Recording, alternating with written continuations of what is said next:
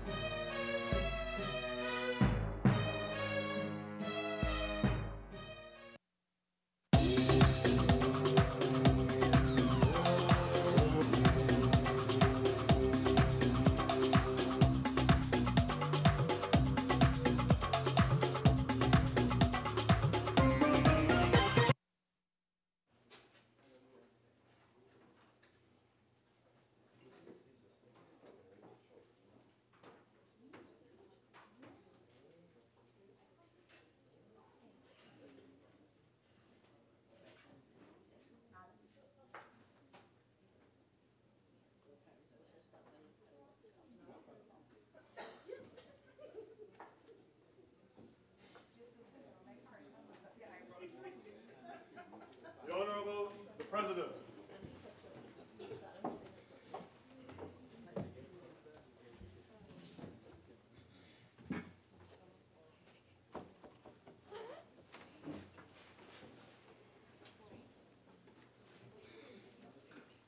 Senator Baksh.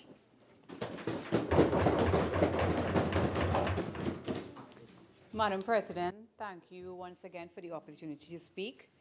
It is with a sense of pride and gratitude to the Almighty, to the political party which I represent, and to the Honorable Prime Minister that I stand here today to make my contribution in this Honorable House to the National Budget 2018.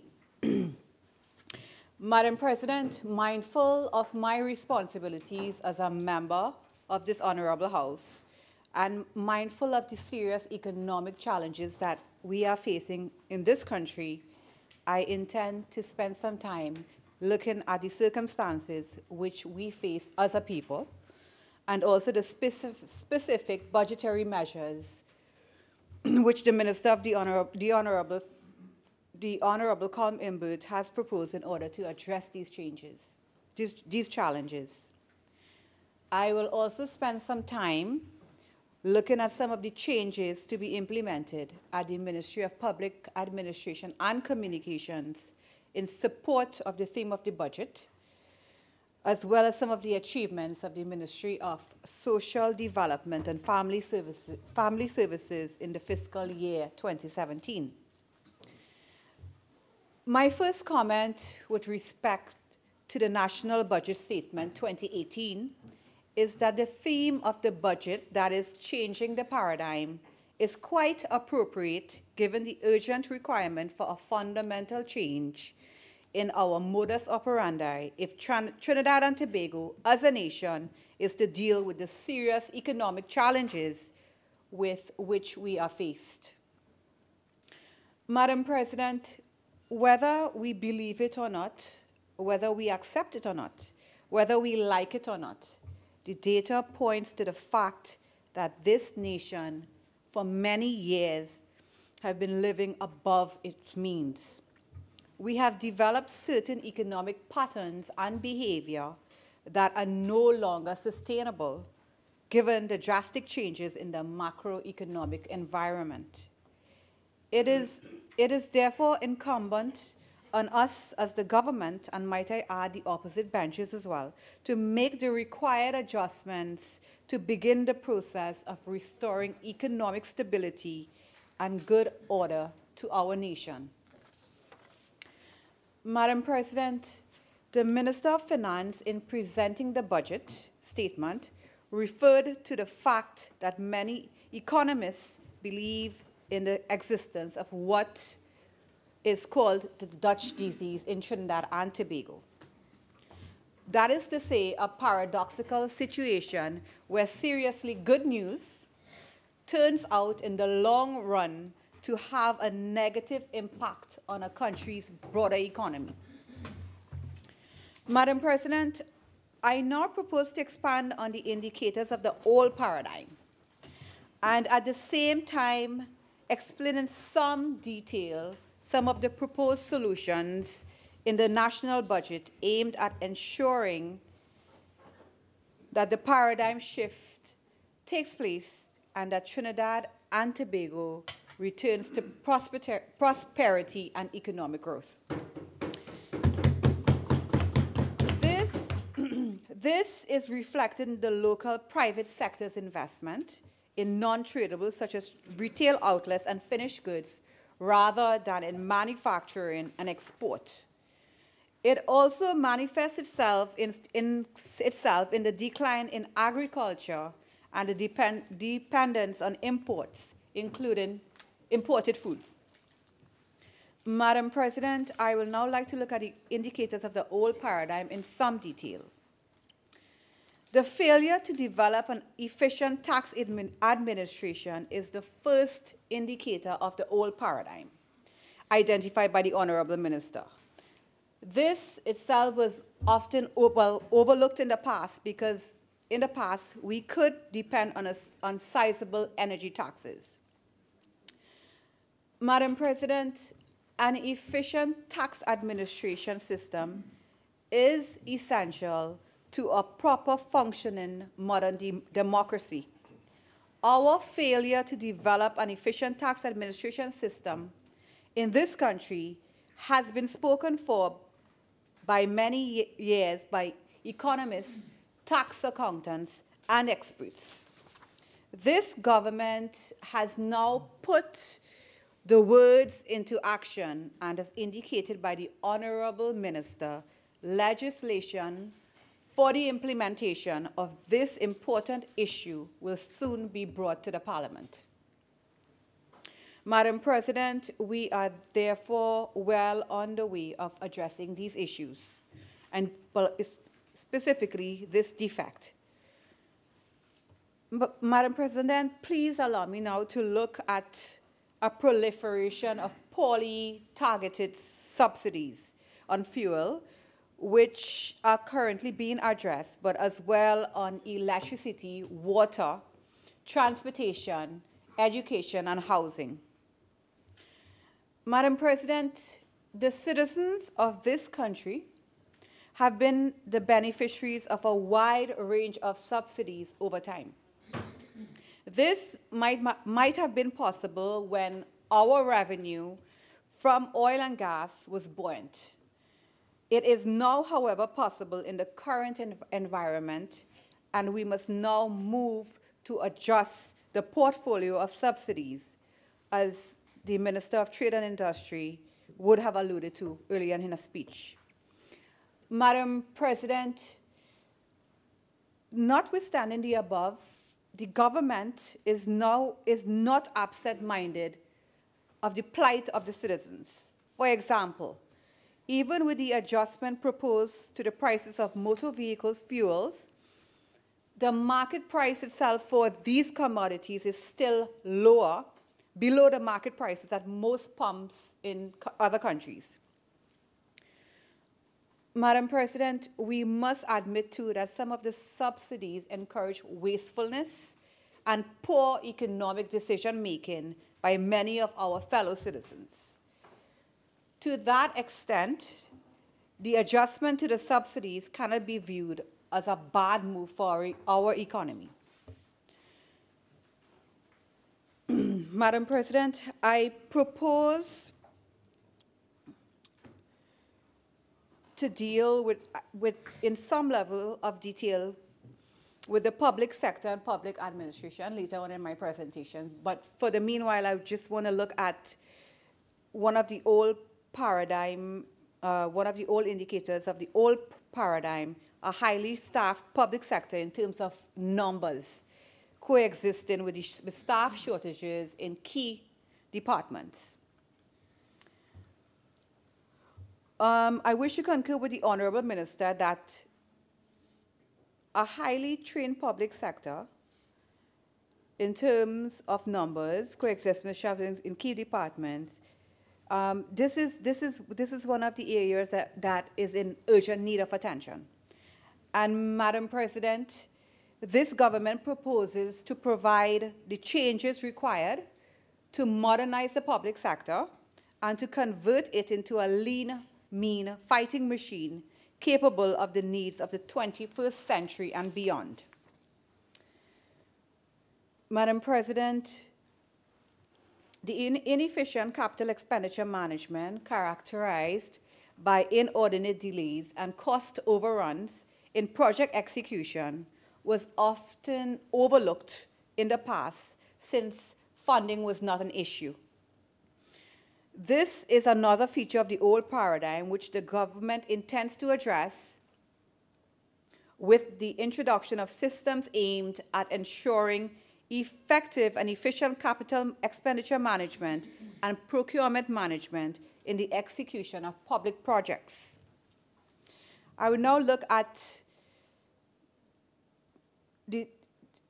a tendency for wage increases to outpace productivity. This in itself has characterized our labor market for many years, but it cannot continue, especially in the light of our economic misfortunes. This government, while embracing the tripartite approach to labor relations, will strive to introduce policies to ensure that labor productivity is commensurate with wage increases. Madam President, this government, as we have shown since being elected into office, intends to change the outdated and ineffective institutions such as our procurement system. It is our hope that we will be able to solicit the support of our friends on the opposite side. Madam President, but in the absence of such support, we still intend to stay the course with our objectives to improve this country and to shift the paradigm as indicated by the Honorable Minister of Finance. Madam President, I strongly agree with Senator Mahabir, who's not in the chamber right now, but in his contribution yesterday, for a change in the attitudes and behaviors in the public sector as they deal with members of the public.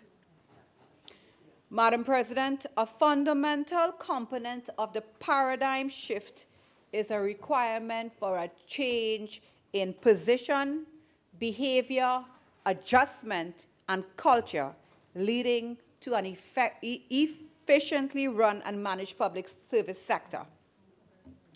It is against this backdrop that the government focuses on the modernization and transformation of the public service through the Ministry of Public Administration and Communications.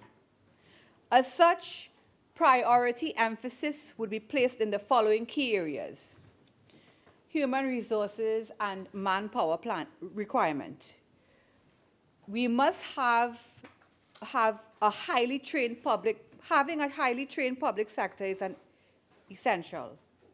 Additionally, the key sectors and division must be adequately staffed, eliminating staff shortages. There would be a robust retraining program and agenda that would redeploy staff from areas and special purpose state enterprises where redundancy exists. Institution of an effective performance management system will also be a priority activity. Emphasis will be towards having highly trained human resource professionals. And fundamental to all of these changes is having the right accountability lines. Such, Madam President, will speak to the checks and balances to be instituted, including the appropriate audit process led by suitably trained personnel, which are key success of state enterprise, of state sector. Madam President, emphasis will also be placed on the establishment of a compensation framework for public sector administration and management. Given the current trends over the last decade, our wages and salaries are unrealistic and unmanageable for the simple fact that the supporting demand for productivity remains horribly low. In short, we are highly unproductive as a society. From a cost, benefit, and productivity analysis standpoint, we are uncompetitive on a global scale with respect to our wages. In context of our future economy, in terms of manpower, manpower audit, and skills availability, there is a requirement for a renegotiation of the entire process by which public officers are engaged, compensated, and also promoted. Salaries and compensation should be tied in to the future economy and productivity based on a performance management system that is merit-driven. Madam President, this in turn will be the fundamental solution to public service delivery within the future economy. Madam President, reinventing government and the removal of bureaucracy are key enablers of growth and transformation of the public sector. The requirement to have smart systems in place that are compliant with respect to transparency and accountability is a nexus that must be achieved. Institutional strengthening through the introduction of modern technology across the public sector to support efficiency and delivery of services to citizens are also essential. If we are to diversify the economy in order to promote growth of new industries, such a shift must first occur at the level of the public sector. Central to the paradigm shift is having the right systems of government. A great part of our challenge is that we do not have the relevant structure for a modern democratic society, especially a merit and productivity-driven public sector. In short, the belief is that the entire framework of government must be driven by a governance model that will promote a new culture. Such a model will influence the way we work, the values we perpetuate as a people, and specifically for the public sector personnel in understanding their roles, purpose, and responsibilities. We will also position the economy and its players to deliver on the premise of a robust project management stakeholder-based progression of engagement and participation to achieve the development goals. Madam President, I now turn to effective communication, stakeholder engagement, and management for public sector change. The development of a resilient stakeholder relations plan is fundamental to any institution in the process of developing appropriate management strategies to effectively engage stakeholders throughout the life cycle of a project. A communications plan is of paramount importance as we must rethink on the communications process and channels to communicate and enlist participation and engagement through modern and cost-effective strategies.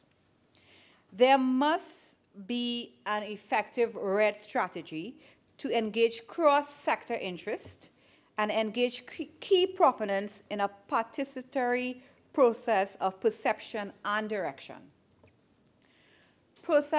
There must be a process for input and feedback and a dispute resolution framework.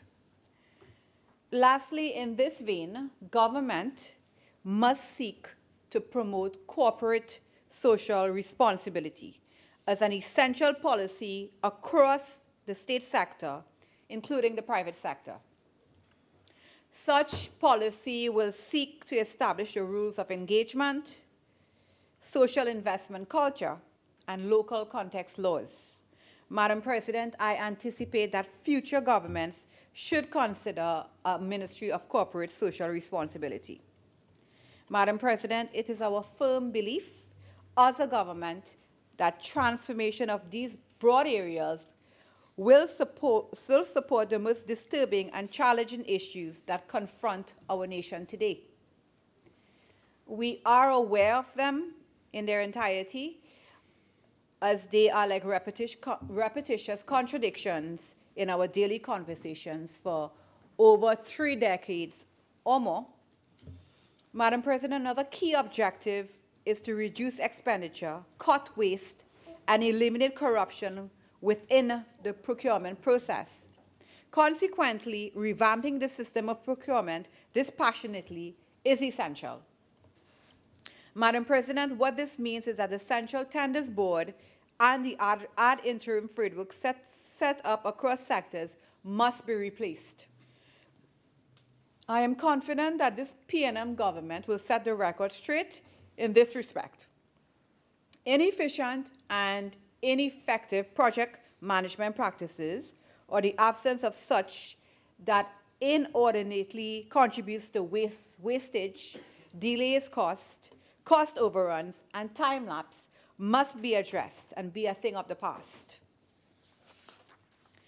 In terms of reducing manpower planning cost and increasing the overall effectiveness of the public sector system, we must ensure that the right people with the right skills are hired for the right positions. Time is money, so to support the elimination of waste, adequate deployment of technological resources across the state sector is required. This also assists in facilitating economic stability and transformation. Madam President, a technological paradigm shift can serve as the #1 driver in the efficient taxation collection process, thus reducing seepage and fraud. Also, it will ensure that compliance is achieved. Therefore, each pays their fair share, leading to taxes being reduced in the longer term. Surely, technology and automation can be a disruptive factor that may potentially displace jobs.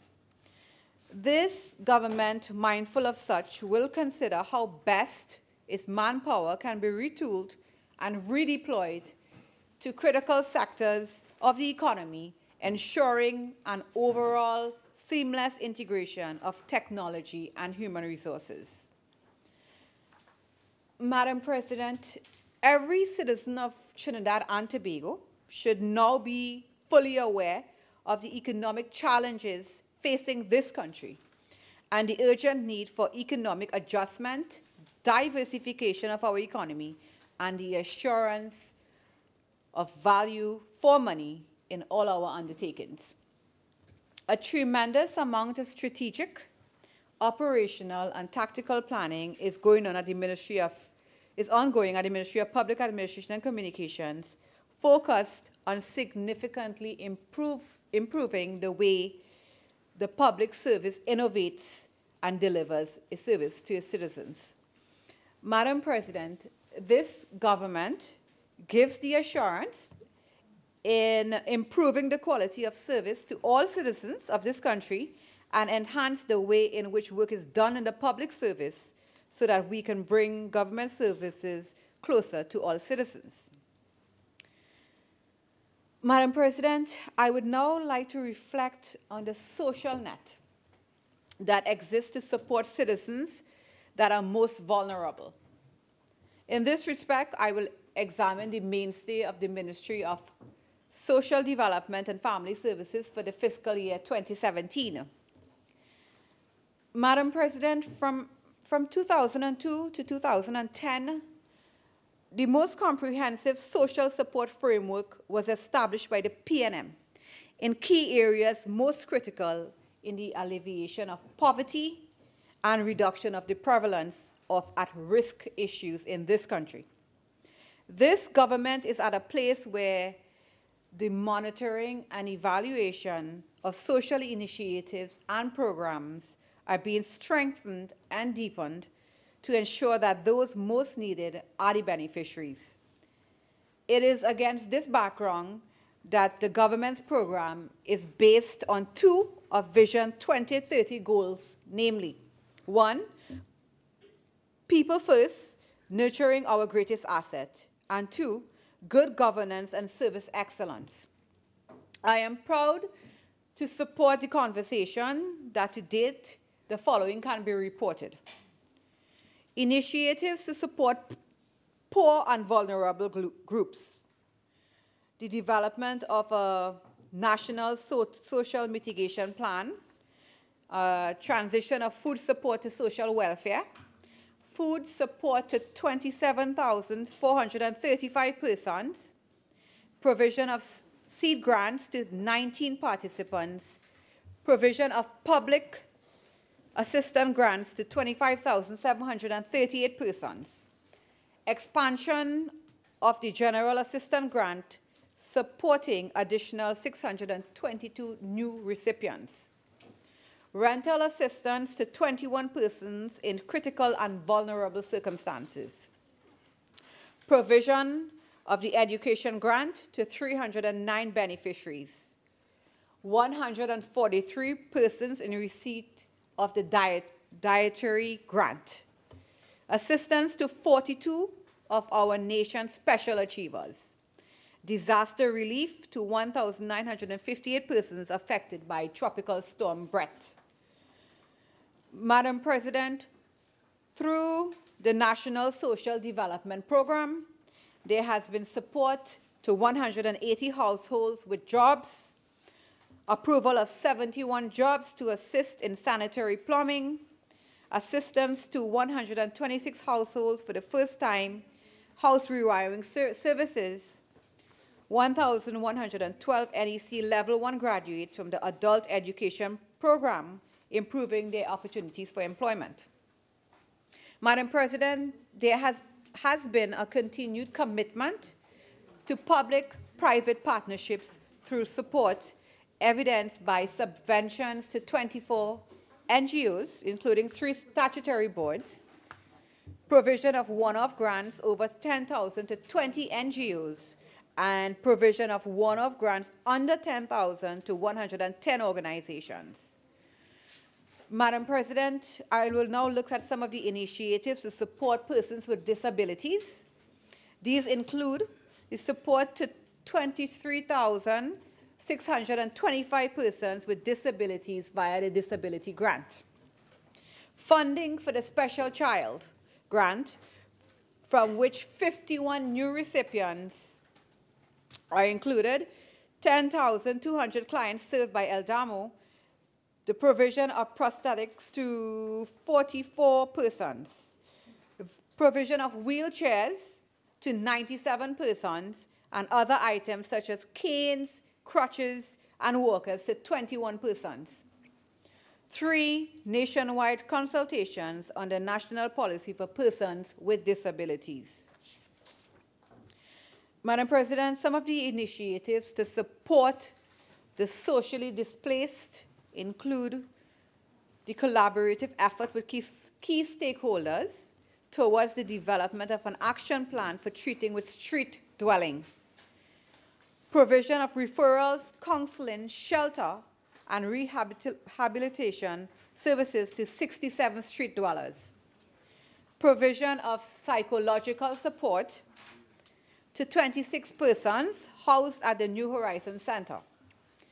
At the Center for the Socially Disabled Persons, drug rehabilitation services and self-esteem workshops provided to 126 socially displaced persons. I will now look at some of the initiatives to support the elderly. These include the provision of senior citizens pension to 92,800 senior citizens, support to 17 facilities in the care of 55 patients through the community care program, support to homes for the aged. I want to look at some of the initiatives to support the family. They are as follows: 184 persons to complete the community parenting workshop, There's also the airing of our radio program, It's Family Time, Let's Talk on I-95.5 FM. Continued workshops for lay responders in highlighting issues pertaining to domestic violence. Services such as counseling, advocacy, and referrals to 6,970 clients to the National Family Services Division. I would now look at some of the initiatives to improve the efficiency and effectiveness of social service delivery systems here in Trinidad.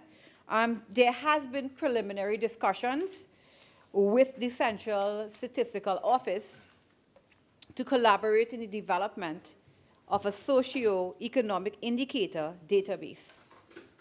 Other of the initiatives include the conduct of 35 public information, education, and sensitization sessions across the country, revised approach to the means testings through the standardized means test. Madam President, under the Vision 2030 goal, good governance and service excellence, the following initiatives were undertaken in 2017. In terms of improving efficiency of the public institutions, there has been a review of the recruitment process and the implementation of human resource recruitment plan, the redesign of the Ministry of Social Development and Family Services website was another initiative that was undertaken by the ministry. Madam President, there has been improvement as well in the office accommodation at the district offices to facilitate the integration of the food support initiative for social welfare. Madam President, the total value, the approximate value spent by the PNM government for these various initiatives under the Ministry of Social Development and Family Services is $1.01 billion. That, Madam President, is testimony of a caring PNM government and a rich legacy of PNM policy of caring for the less vulnerable in society. Madam President, it is imperative as a government that the government work closely with the poor among us and to work to lift citizens out of their hardship to see a better tomorrow. Warren Buffett said, and I quote, "The rich are always going to say that, just give us more and we'll go out and spend more and it will all trickle down to the rest of you." That has not worked for the last 10 years, and I hope the American public is catching on. End quote. Madam President, I want to say in like fashion, like Warren Buffett, say that for Trinidad and Tobago, that is probably the story for the last 20 years. And I hope that the Trinidad and Tobago population are catching on. It is why that this paradigm shift is needed, and it must take place in order to usher in a new era in Trinidad and Tobago. Madam President, in short, we have to grow up as a people and mature as a people. Madam President, the theme of the budget, changing the paradigm. The theme of the budget is changing the paradigm. And in this context, I have spent my time in my presentation looking at the indicators of the old paradigm as advanced by the Honorable Minister of Finance. As the government and other stakeholders continue to communicate and share perspectives on the economic repositioning of Trinidad and Tobago, it is my abiding faith that all citizens will appreciate the requirement for the new direction that our nation must take in order to succeed.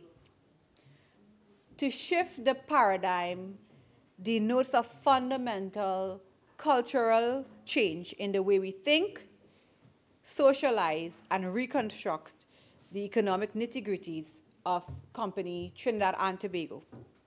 Surely at the level of the Ministry of Public Administration and Communications and all ministries and other agencies alike, critical system reengineering is required to support the paradigm shift. The Public Administration Ministry remains the most central driver of the transformational process. Madam President, we can all appreciate that the deep changes that are required shall not be an easy task, but one that is justifiable needed. As such, we implore all stakeholders to work together to move our country into the modern ages. Madam President, I thank you.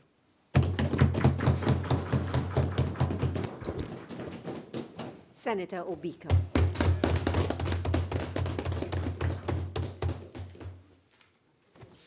Madam President, I thank you for recognizing me as I stand to make my maiden contribution to the budget debate for fiscal 2018, the national budget of Trinidad and Tobago. I begin my presentation today by congratulating the Member of Parliament for Siparia and the Leader of the Opposition for her critical and in-depth analysis of the budget. I see that the Leader of the Government bench also congratulates the Leader of the Opposition. I also applaud the sterling contribution of our members of the other place. I recognize and applaud the contribution of Leader Mark in the opposition bench of the Senate, Senator Amin, Senator Haynes, Senator Hussain, and Senator Ramdeen. These contributions would be down to the benefit of the citizens of Trinidad and Tobago. Should the Minister of Finance, the Honorable Minister, take note. Madam President, if I may, it grieves me to state that I fear the Minister of Finance may not be one to heed wise counsel. I make this assertion given that throughout the budget document, there was no mention made of the Economic Development Advisory Board, and no mention was made of the words innovate, no innovation. So I need to take some time to respond to the presentations of members opposite, the honorable members opposite. I begin with the Honorable Senator Baksh. Senator said that the subsidy on fuel is poorly targeted. However, I must say, a subsidy that keeps distribution costs lower in the distribution sector, in the food and beverage sector, in the fast-moving consumer goods sector, and hence food prices lower, being diesel, is well placed. Okay? The Honorable Minister of Transport, I see he's not with us at the moment, but he made much of new future works about sod-turning ceremonies, but didn't address the Tobago Sea Bridge debacle.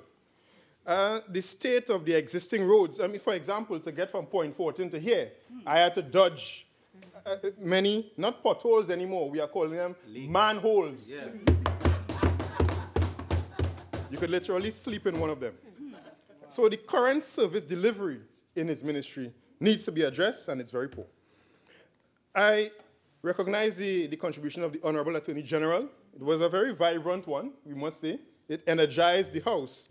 However, you know, sometimes in haste, you need to be checked in terms of to ensure that what you say is accurate, all right? We know he's well-intentioned, okay? However, the public needs to have faith in his approach, all right? So where the information presented is not accurate, you must understand that the AG took a note from Senator Ramdeen's presentation speaking about the funds extracted from, Madam President, from TGU. And he seemed to confuse the bond payment with a dividend, or he thought that Senator Ramdeen confused the two. But Senator Ramdeen was clear. The bond repayment was not deemed to be a dividend payment, but what he was driving to was the total funds allocated to support expenditure of the government, all right? And in the Trinidad Guidance of the 13th of January 2017, it was reported that TGU has repaid the government of the Republic of Trinidad and Tobago US $554 million, or 3.8 billion TT. When you add that to the 3.68 billion from NGC, you understand that we know of so far, because of course financial statements may take some time to reach us in this August house, the August chamber. We understand that already you are crossing 7.5 billion, and they are talking about 16, which is actually an incorrect figure. Again, when you go in haste, sometimes they say, oh, hurry bird, oh, will goodness, in this country, Trinidad and Tobago. So you already crossed the 50% of what you claim we spent, but really and truly it was 12.6 billion. So again, we are pleased to ensure the public of Trinidad and Tobago that we are making the government account. So we are keeping them on their toes. So that is that part there. Also, the Attorney General says the budget provides a soft landing for TNT.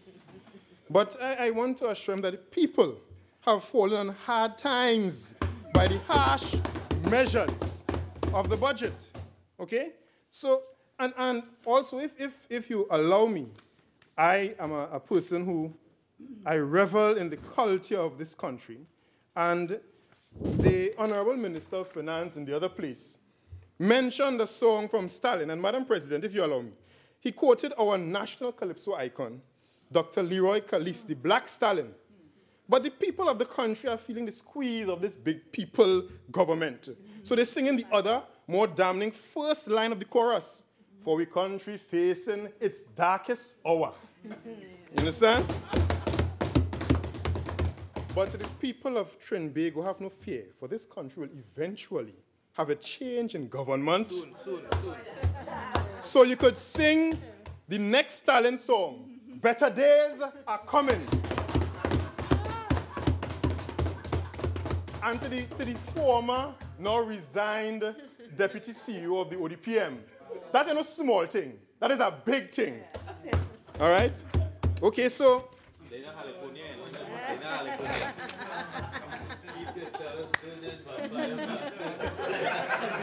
I see we have another fan of Dr. Leroy Callis. The Honorable Minister of Agriculture. I see you like that song. So the Minister of Trade, in response to the Honorable Minister of Trade, you know who I tend to have followed because she was once a member of Parliament for my area, Point Fortin, you know.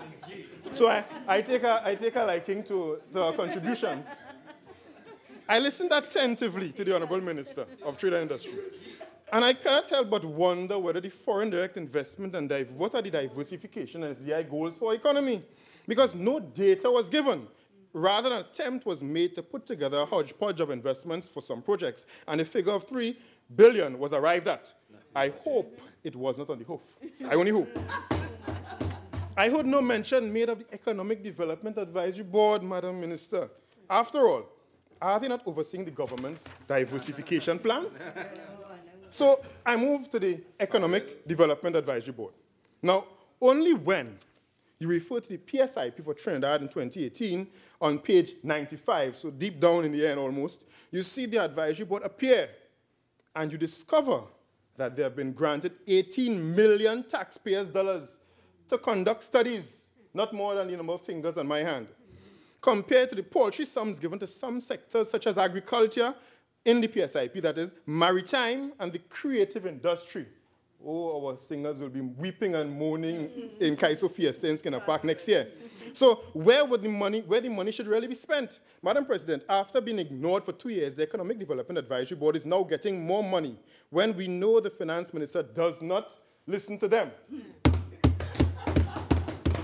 The board was established, and I quote with your permission, Madam President, it's on its website, it's focused on economic development through the development and advocacy of policies, programs, and projects which bear on Trinidad and Tobago's long-term development and transformation, and specifically with those that promote the diversification of the economy.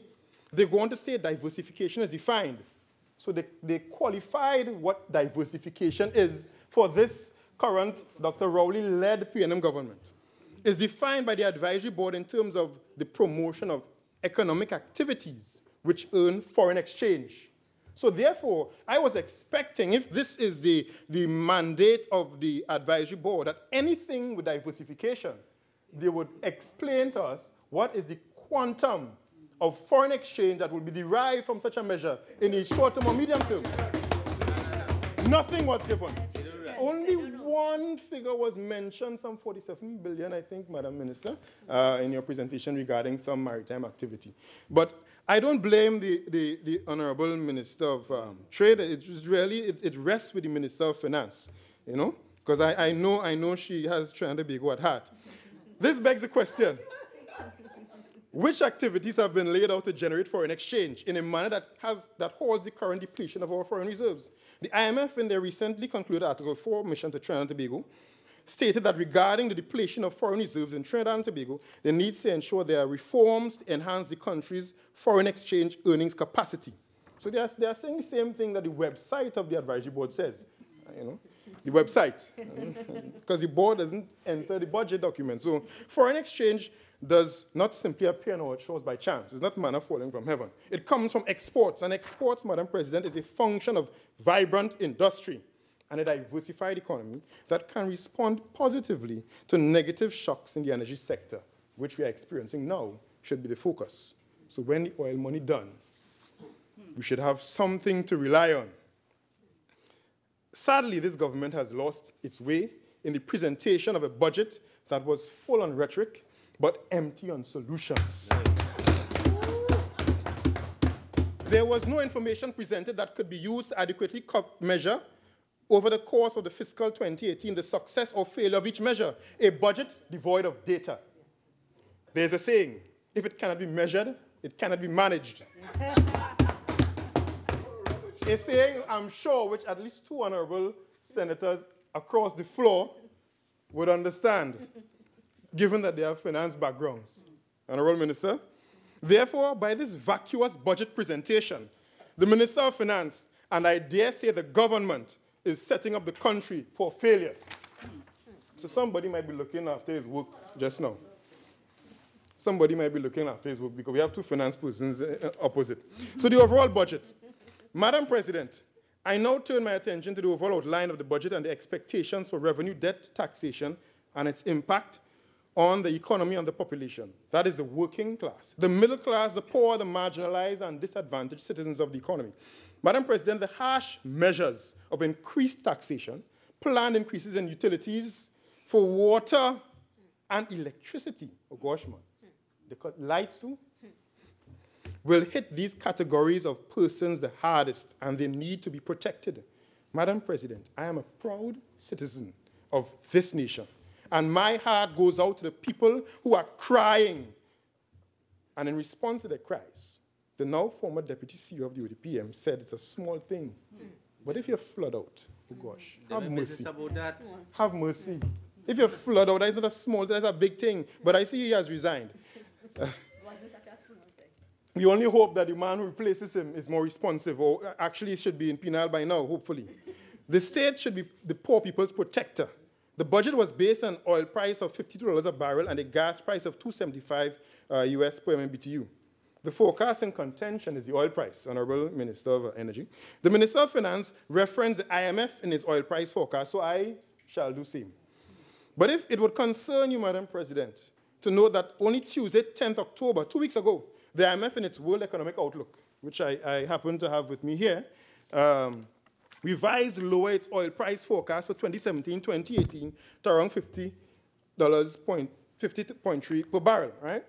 And they said, after averaging $43 a barrel in 2016, oil prices are expected to average 30 cents a barrel in 2017, down from 55.2 a barrel in the April 2017 World Economic Outlook, and stay at about that level in 2018.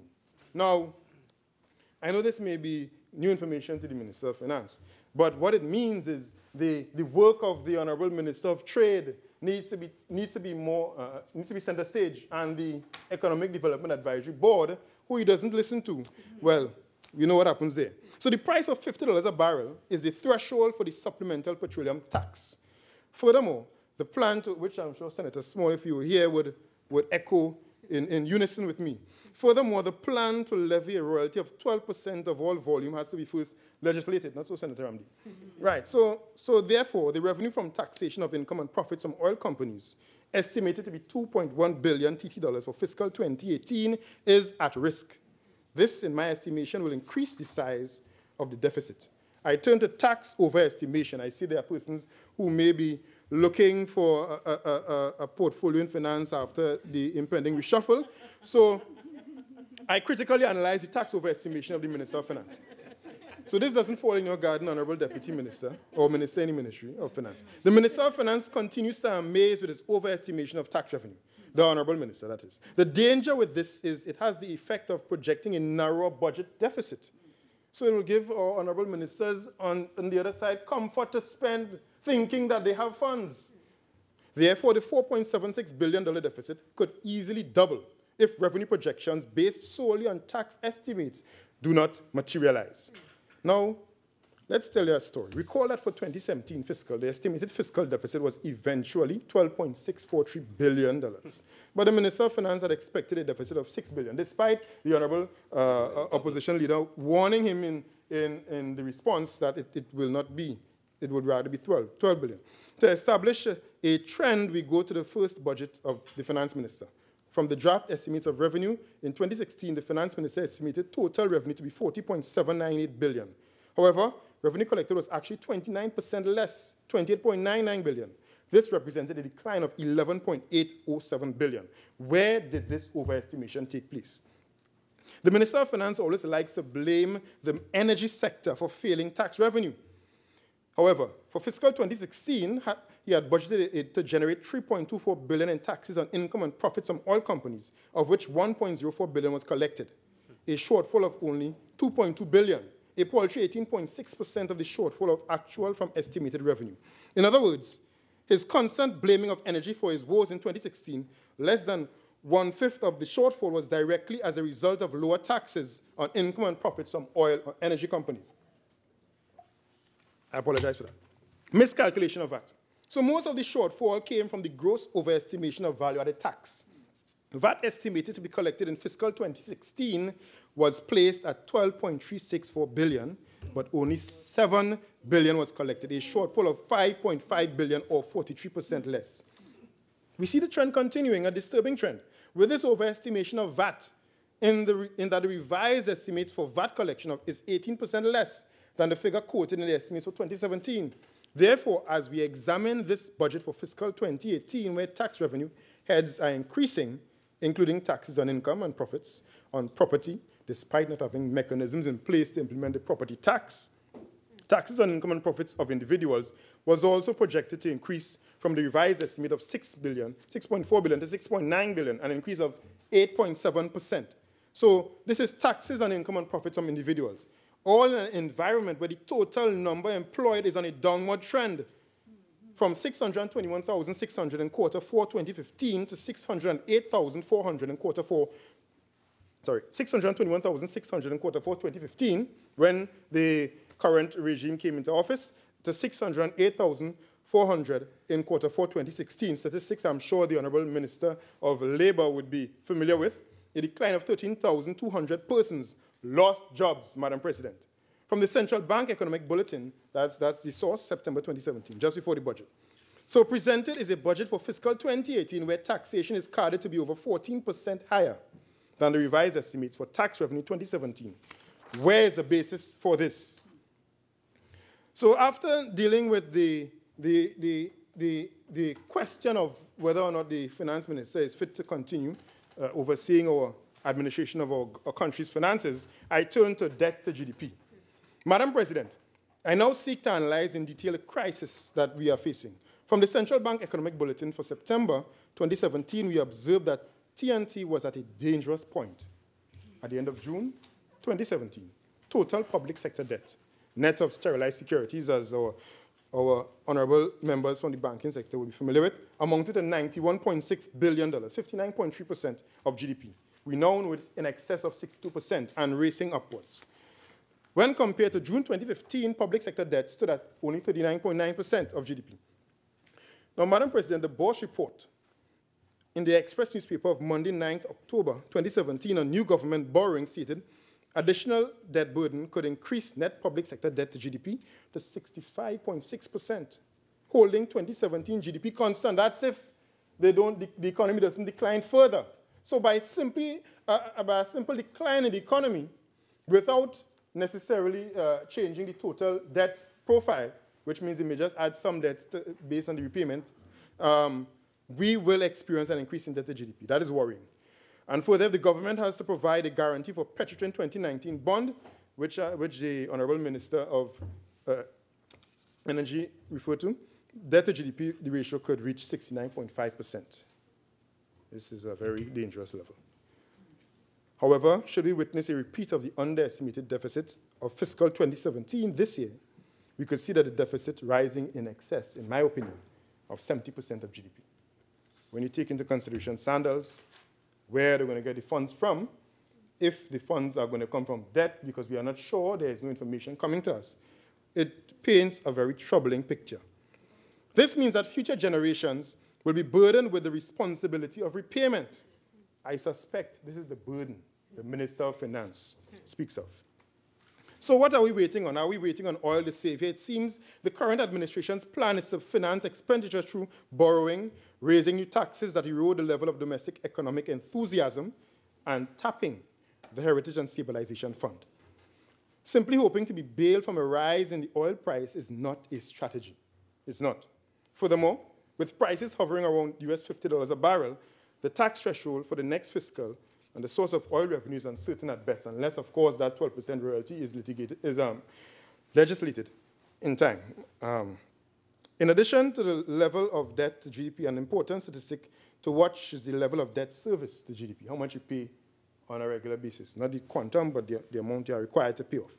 As the debt service payments approach the equivalent size of the fiscal deficit, then in essence, as a nation, we would be borrowing to meet developmental or growth objectives, but in effect, we will not be borrowing to meet developmental or growth objectives, but in effect, borrowing to pay loans. I crave your indulgence as I continue. The size of the annual debt service obligations has already approached $6 billion from the provisional figures presented by the Ministry of Finance's latest review of the economy. So my conclusion and cursory recommendation with regard to the debt to GDP is the current mode of selling and closure of state enterprises. With this current mode of selling and closure of state enterprises, the future cash flows of state enterprises need to be checked. This approach of not trying to fix the bad or struggling state enterprises and trying to sell the good ones begs the question, what about the next generation? Given the current scenario facing the country with no real revenue-generating programs being put in place, again, we look at the operating in silos with the EADB Advisory Board, the Ministry of Trade, our Honorable Minister here, and the Ministry of Finance, we could be heading toward debt default. I say this with a heavy heart because really and truly, this is my nation. The rating of the, I shouldn't say rating, the tapping of the Heritage and Stabilization Fund will leave the government with depleted national savings. And due to the significant fiscal deficit, it may not necessarily mean achievement of the development agenda. So you take funds to develop, but you in effect basically taking funds to pay debt. The measure will in effect be just kicking the can down the road, but the core fundamentals of the economy would have to be dealt with eventually. Fix the economy, stop passing the buck, a real focus on diversification and not lip service, and use of in the use of an advisory board for window dressing is needed. So I turn to Trinidad and Tobago's credit rating. Now, Standard & Poor's credit rating for Trinidad and Tobago stands at BBB+ with stable outlook. So the Minister of Finance appeared, from my estimation, to misinterpret this to mean that under the current regime, the credit rating has improved. However, the Minister of Finance did not seem to understand that the rating is a lower grade than under the partnership. I would like to remind the government that A is higher than B. Therefore, the current administration has realized a lower credit rating for Trinidad and Tobago. It would also be wise of the Minister of Finance, the Honorable Minister, to note that Standard & Poor's cites the increased debt burden as one factor in the lowering of the country's long-term credit rating. This is actually from the government website, our government's website. So I now turn to the benefits from the hard work of the People's Partnership that this government is benefiting from. Madam President, it's common knowledge that the planning horizon for the upstream energy sector exceeds the time the current government has been in office. It's more than 24 months or 26 months. Therefore, there have been some improvements in the energy sector, and the outlook is improving based on the central bank in the economic bulletin for September, where the bank stated positively exploration activity has been growing as rig days and depth drilled grew by 18.4% and 28.7% respectively, sentiments echoed by our Honorable Minister of Energy in this chamber. The upstream activity was on account of the developmental work by upstream companies. Madam President, this government is benefiting from the prior work of the People's Partnership. As I heard the minister mention yesterday, Chuck, Juniper, and Angeline. Madam President, I now turn to the troubling question of housing delivery under this regime. The Minister of Finance noted that the HGC can construct at most 2,000 new houses per year, 2,000, which we are not seeing being reflected in this budget presentation. This government has turned their back on service delivery in housing. The Minister of Finance is reported to have stated rental income is a fraction of the income from sales, and the HGC cannot finance a major housing construction program based primarily on rental income. Significant government subsidy is thus essential for the provision of rental units.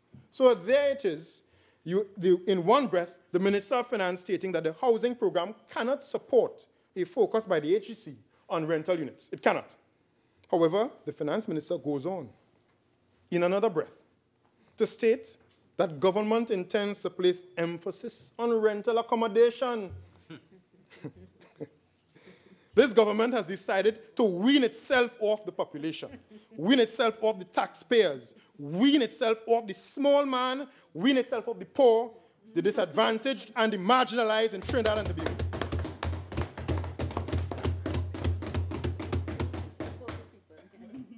I feel it for the Honorable Minister of Labour.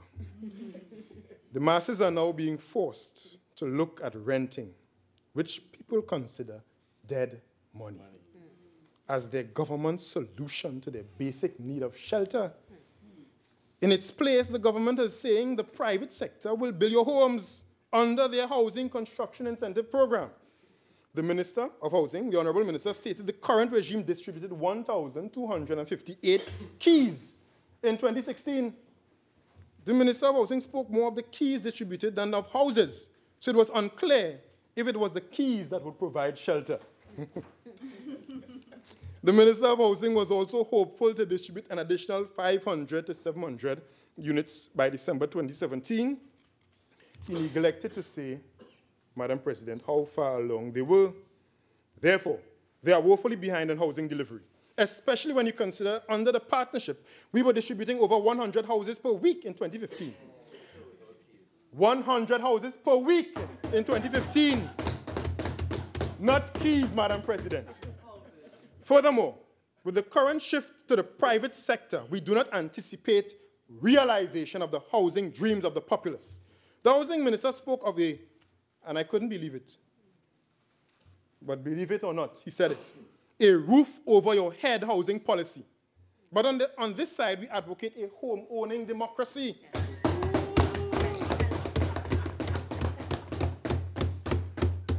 And that was the response to the Honorable Leader of the Opposition. So I'm not sure what, Therefore, under this current government, it is the roof over your head you must be content with, not with ownership of the house and land as we dream for in this nation. So the decision to give the grant of $100,000 to developers upon completion is not necessarily going to catch on for small developers. This is because the missing link here was financing. And you have a former CEO of a bank who could advise him, but he doesn't, I don't know, I don't know. The state already has the land. You can't create what is already there. That is the extractive industries. No, I want the minister to be educated. I'm an educator as well. Access to lines of credit is central to the property development industry. Access to lines of credit. However, Central Bank is in their latest economic bulletin of September 2017, like they wanted the population to know, so they made sure and prepared this bulletin in time for the budget. Credit to businesses was restrained by the fall-off in loans to the construction sector by 32.6%. A whopping decline of one-third. One-third, Madam President. Therefore, in this unfavorable climate to new small-scale developers, one finds it difficult for this measure to take root. They cannot build houses without finance. No money, no work. Furthermore, when you consider the level of indebtedness of the government to local developers, how do you expect small and medium-sized developers to engage in a construction program when they are being owed monies by the state?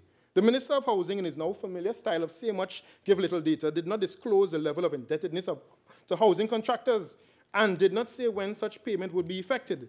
The plan for private developers to be registered by a committee to be chaired by the Prime Minister is troubling.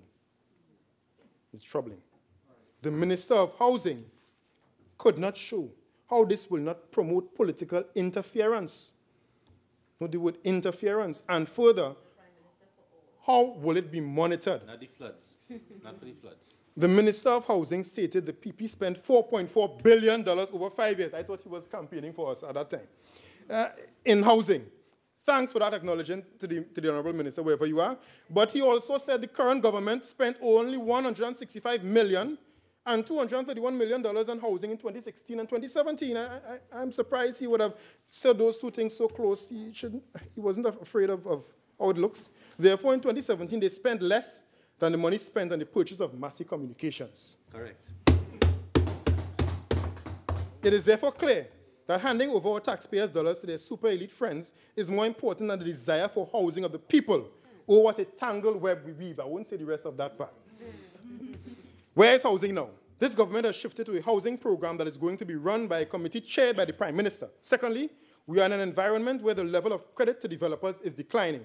Therefore, small and medium-scale developers will face an unfavorable market when attempting to source funds for home construction. Thirdly, due to the debt that the state owes to contractors with no set program for repayment based on the Minister of Housing's presentation, only the financially endowed large-scale developers, mainly the super elite, will stand ready to benefit from the current shift in government policy. Fourthly, the roof-over-your-head housing policy means citizens can look forward to realizing the dream of home ownership. They cannot look forward to that. Last but not least, we will see a shrinking of the work of the HGC. This is like a eulogy, you know, a eulogy for the housing sector, which is best equipped to deliver housing to our nationals. And they have not built a single house. Come, let we go to Tobago. The recent absence of the majority members of the THA when a committee of parliament went to the sister isle brings into focus the THA's non-submission of financials to account to taxpayers of the nation. If you check in the library, since 2007, I mean, 2017, 20 years, 2 decades, I mean, oh gosh. So to put that on the record, the THA needs to account to the population. So we are being told that despite this, the Tobago House of Assembly will be allowed to incur their own debt, which must be for capital purposes. However, are we saying that the allocation given to the THA in the budget is inadequate? Further, when the THA borrows, this will increase total debt to GDP of the nation. The Sandals debacle comes into view and begs the question, is it that the government plans to finance the Sandals resort via THA borrowings?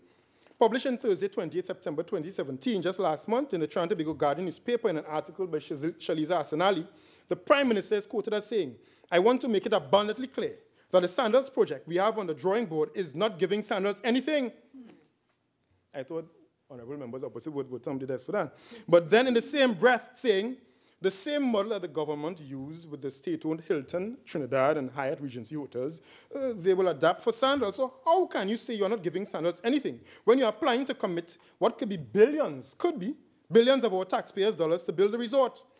The question, therefore, is how much are they spending on Sandals? Where is the feasibility study? None. Our finance professionals opposite would be very familiar with that question. Where are the controls that would protect Tobago's indigenous culture of harvest and fisherman fetes? I see the Honorable Senator De Freitas was proud in extolling the benefits of the harvest. I mean, I have served as a teacher in Tobago in 2002 and as a junior economist in 2007 at the Division of Finance of the THA. And I feel for the people of Tobago who must strive despite no consultation. I feel for you, Honorable Senator. Madam President, THA is controlled by the PNM. Take that. So the question why the financials weren't done, you have to ask your chief secretary. Madam President, ask yourself. Madam President, in the absence of any details from the regime, it is my considered estimation that the Tobago Sandals model may involve in the vicinity, in my estimation, since we have no information to go by, 4 to 5 billion of taxpayers' dollars. Where will all this money come from? Are they planning to borrow again to construct? Then is the plan to carry our debt to GDP even further? Furthermore, what are the extra project infrastructural costs for airport expansion, road networks, and will this money come from THA's allocation? This attempt at a sole sourcing of sandals, which was hatched by a private meeting of the opposition leader, the details of which is not part of official government records, is deeply troubling. Where is the feasibility study? Why were other resort chains not invited to tender for the resort in Tobago? We know that a competitive bid, you might want sandals, but a competitive bid may reap better returns to the taxpayer. I see the Honorable Minister is smiling because she's in step with this message, but it's okay. So a lopsided deal is struck with sandals, and the population must be left to deal with it. Diversification. Madam President, I will not commit the remainder of my time to dealing with the absence of a diversification plan by the current regime. The minister may have one, but you have to go through the votes to get funds and that kind of thing. The finance minister has reported to have stated that the small business and agricultural programs which can lead to political interference. Senator Obika, you have 5 more minutes. Yes, my time confirms that. Which can lead to political interference were innovative. I am sure that the members of the Economic Development Advisory Board hung their collective heads in shame as the Minister of Finance tried to equate this plan, which may lead to political interference, with innovation. The Economic Development Advisory Board, as I stated at the beginning of my contribution, does not seem to have the ear of the Minister of Finance, as nowhere in his budget document was any mention made of them. Furthermore, they have reserved $18 million under the PSIP for completion of studies. This money is greater than the total sum of monies given to the maritime industry, $2 million under the PSIP. Fashion, film, music industry, the minister is crying for funds, $4 million in Trinidad and $2 million for culture under Tobago PSIP 2018. Madam President, it is disturbing that these key sectors have been identified by the Minister of Finance to lead the diversification thrust, have not been able to attract the same PSIP $18 million as the board itself. So the candle is more than a funeral in this case. What is even more alarming is that the body established to advise could only see it fit to advise themselves into $18 million. When you delve into the plans to diversify the sector, you wonder if the only function of the advisory board is to advise on how much money they need to give advice. Okay? So to show this government's regard for agriculture, the high regard they have for agriculture and diversification, in April, in The Guardian, they reported the shutdown of Caroni Green, with which workers getting severance letters in April of this year. In the same quarter, the advisory board was known to be collaborating with agencies on a diversification plan. The advisory board must publicly distance themselves from the closure of Caroni Green, publicly. A company that was growing and exporting peppers. And also, by the sale on the local market, Caroni Green would have been contributing to reducing the food import bill, which I'm sure would have helped our Honorable Minister of Agriculture. But if the advisory board was doing their job, the government would have created similar models to Caroni Green across the agricultural sector, the length and breadth of it. Yes, that's something like that. So what was comical was the statement by the Minister of Agriculture. Comical. That approximately $116 million, 1/3 of the $350 million allocated to CPEP, is captured under agriculture. It is common knowledge that CPEP competes with the agricultural sector for workers, diversification, and the non-energy sector. I didn't hear the Honorable Minister speak of a farm PEP. So once more, no plan. A cornerstone into this government's diversification plan is the tourism sector. And they can only lay claim to a bump in this year's tourism season at the expense of our local neighbors due to the storm conditions. Now, when you look at the small business program, the agricultural program, there is another undependable measure for agriculture, the grant of $100,000, which could also lead to political interference or political handouts with no real impact on agricultural sector output. And the sting in the tail is that what is said afterwards, where the Minister of Finance hinted at the policy that aims to provide greater space for large farms by removing the restriction of 100 acres of land to receive exemptions from tax and income from approved agricultural holdings. The big boys win. They're going to give away big lands to this country. The solution, take the financial sector and provide real support to farmers. A farmer, $100,000 is chicken change. If you had to bring down a plane of cows, that is $1 million, or not plane of cows, a plane of goat or sheep. So the small business development, the same problem. Under the Vision 2030 of the government, building globally competitive businesses, they declare they will develop sound financial system.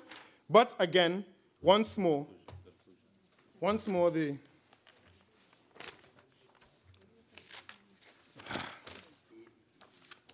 right. So once more, they are in trouble.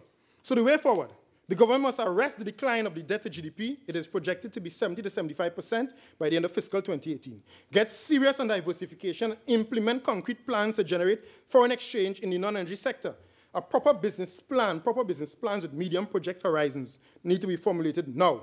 The housing proposals are poor, and they need to bring relief to the citizens. Put the people at the center of decision-making. The Economic Advisory Board needs to distance themselves from this shameless diversification plan, which has no focus on solutions, and cancel immediately the plan for agriculture and entrepreneurship with these shameless $100,000 grants and give real support through NEDCO, the banks, and the ADB. Thank you very much, Madam President. I thank you.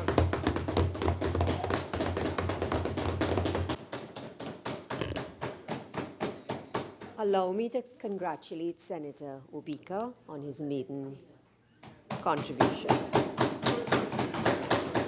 Senator Cummings.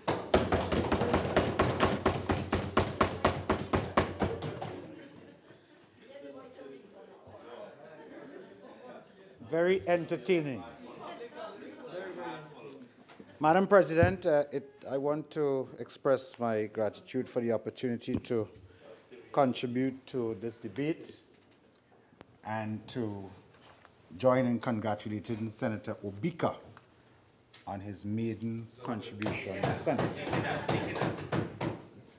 Senator Obika reminded me earlier this week that we share a common history in terms of previous employment, and therefore some of his enthusiasm I would attribute to that, his training at that institution where we worked some years ago. And while quite entertaining, I would want to bring us back to reality at this point in time.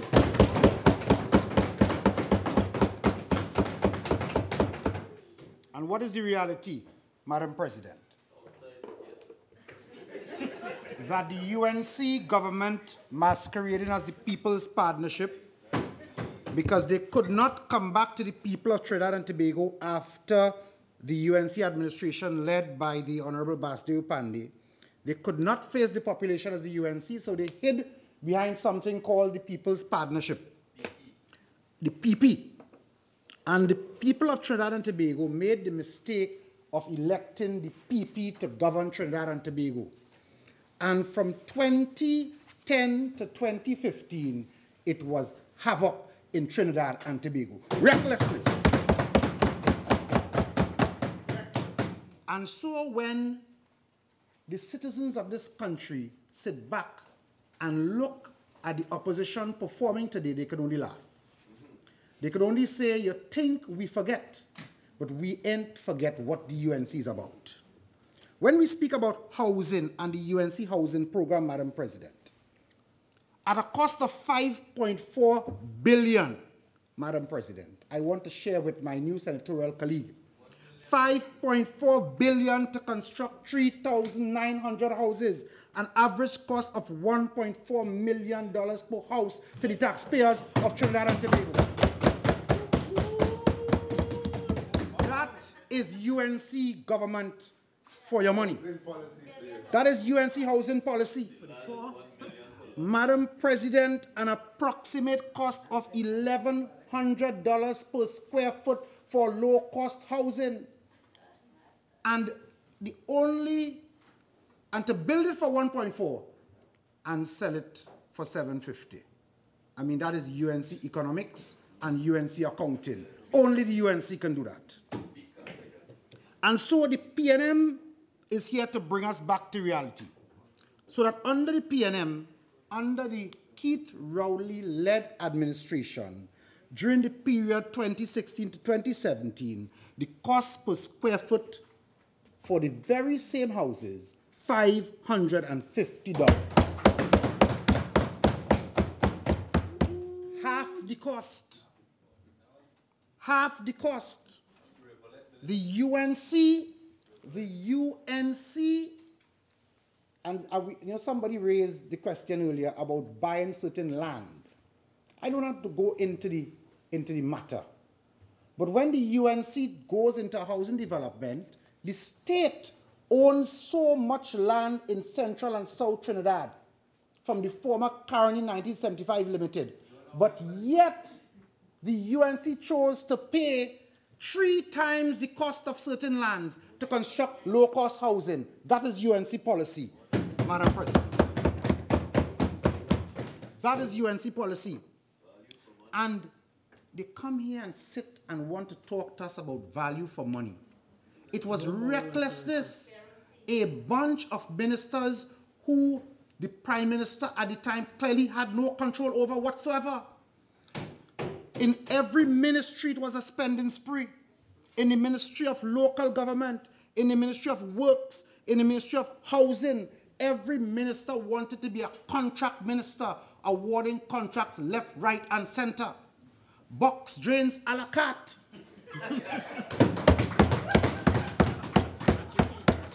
And then I saw one down at Cali Bay in Vancouver. From the time the box drain was built to date, it's like a swimming pool. The water not flowing left, right. It's just a swimming pool. And if you check the cost of those box drains, every box drain built by the UNC cost over $1 million. Everywhere. And now we have the problem of flooding, and they want to ride the back of the people who are suffering from the flooding and say that the UNC cares about them. And they in all kind of, they in boat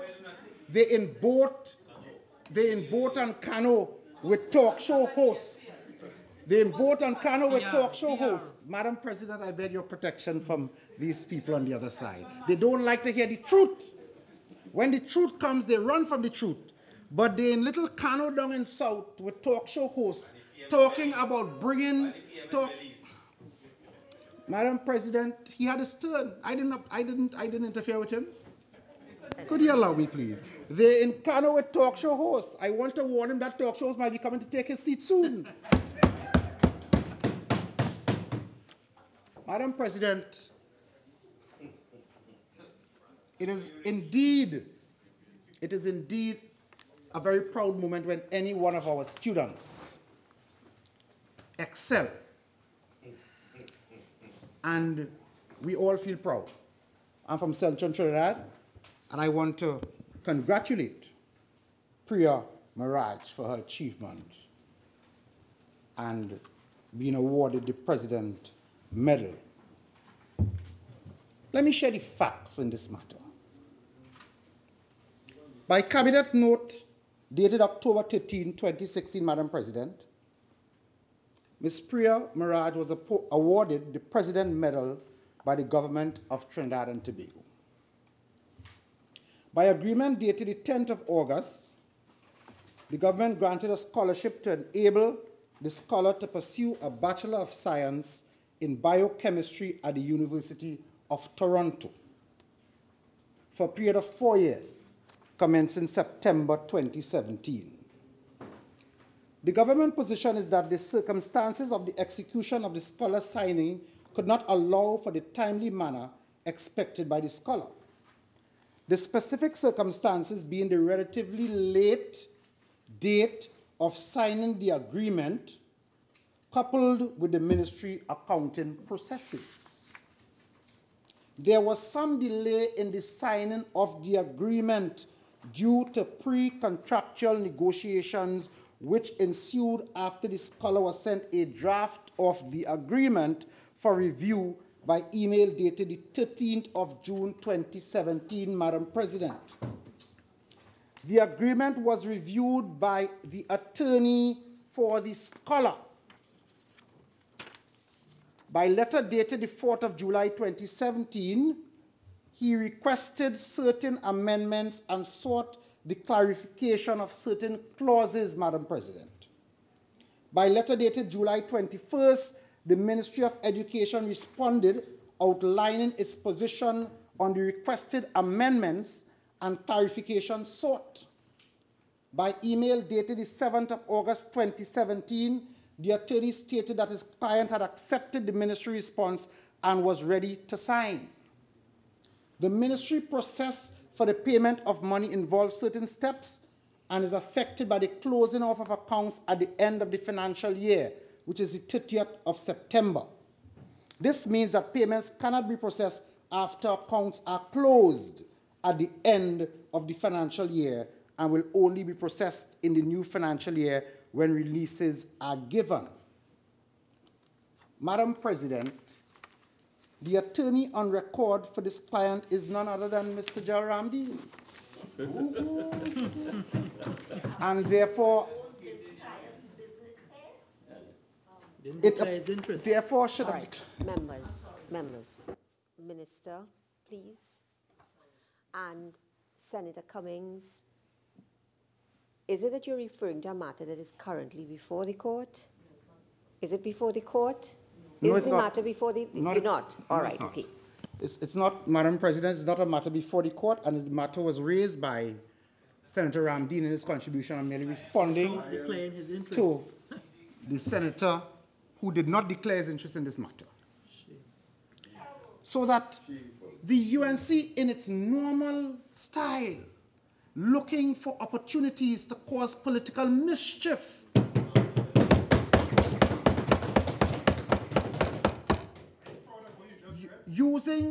using a situation where someone signed an agreement late to come to suggest to Trinidad and Tobago that the PNM is not meeting its obligation to a scholar. Very, very irresponsible, if I should say so myself. Very irresponsible. Mr. President, Madam President, you know,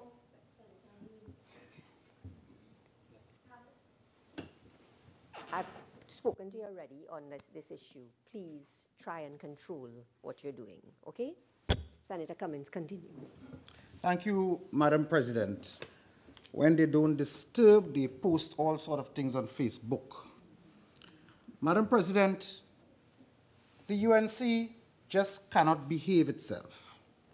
And I'm pleased to see that they have recruited some young, bright individuals in the Senate. I congratulate them all on their appointments, albeit that you will be in opposition for a very, very long time. I must tell you that. If you want, wrong party. If you wanted to be in real politics, you're on the very, very wrong side. And what of the UNC government that Trinidad and Tobago should not forget?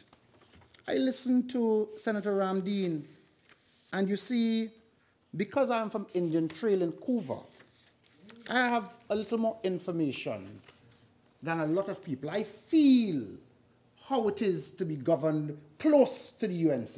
You know, their office was at Renzi Complex, not too far from where, I'm not sure where the office is now, because they were kicked out of Renzi Complex. But the UNC's heartland was Couva. And so I felt when the UNC came into office in 2010, how the UNC governs. In the first 2 or 3 months after the UNC came into office, they fired every CPEP contractor. They had criticized the CPEP program throughout their stint in opposition.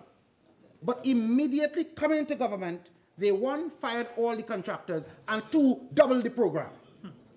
Double the number of contractors, and the original program that was supposed to be an incubator for entrepreneurs became a feeding frenzy for their friends, for millionaires, and for certain functionaries within the UNC.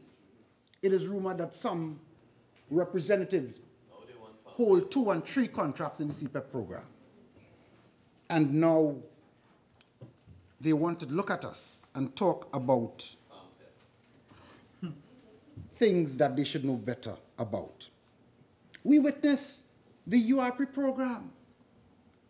That is an unemployment relief program being turned into a contract mill under the UNC. Contracts left, right, and center, forgetting that the URP was designed to provide an unemployment relief to the small man that Senator Obika spoke about earlier. It turned into a contract mill. Everywhere you turn, there was a sign. The URP building something, contracts awarded left, right, and center to the tunes of tens of millions of dollars. And we don't know what sort of process, what a procurement process was followed to award these contracts. Madam President, almost every agency, while the UNC was in government, got involved in some sort of contract award across Trinidad and Tobago. And so when we speak about the NGC, Trinidad and Tobago needs to remember what happened to the NGC under the UNC.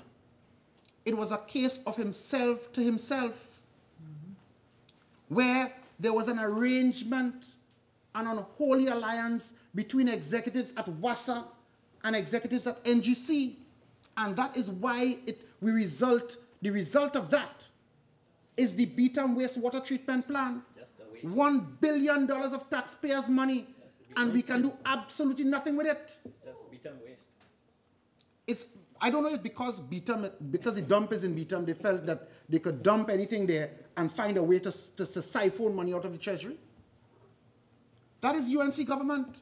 That is government UNC style. And we will not forget it.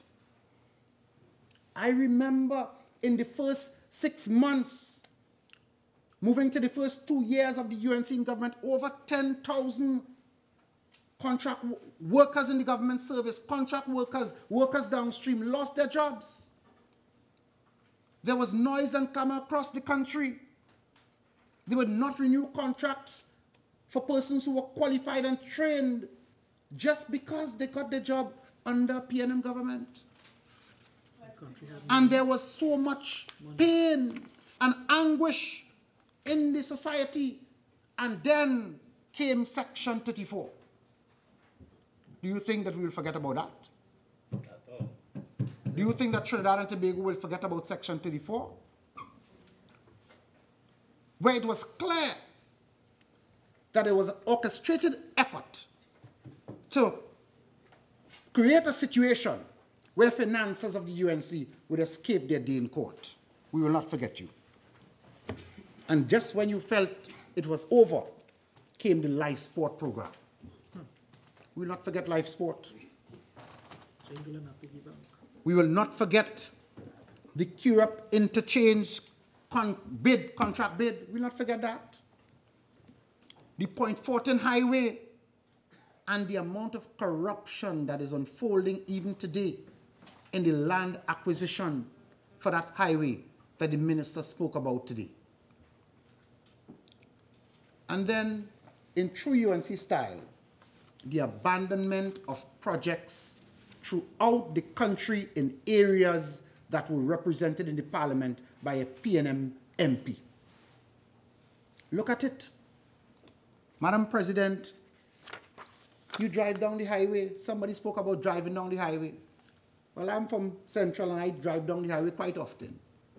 And every time you drive to San Fernando, I don't know what they have with Brian Lara. You look at a facility almost nearing completion. You come into government, you leave it there to rot. And the PNM comes in. It took the PNM to come back after 5 years to complete it. And then you're hiding with sunglasses to go and look at the CPL.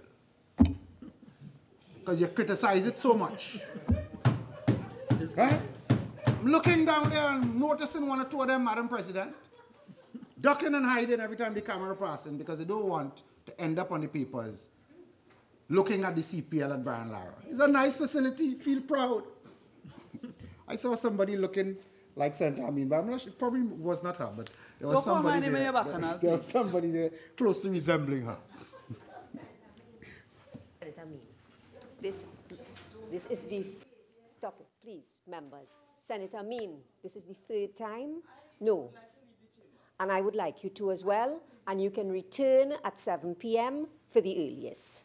Continue, Senator Cummings. Thank you so much, Madam President. The CPL was a very nice event and attended by citizens of Trinidad and Tobago in a world-class facility named after a son of the soil, world-renowned.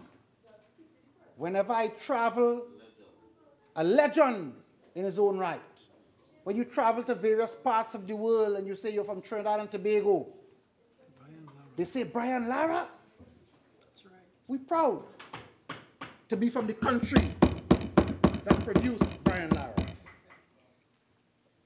I want to take this opportunity, Madam President, to congratulate and to thank all those citizens of Trinidad and Tobago who are patriotic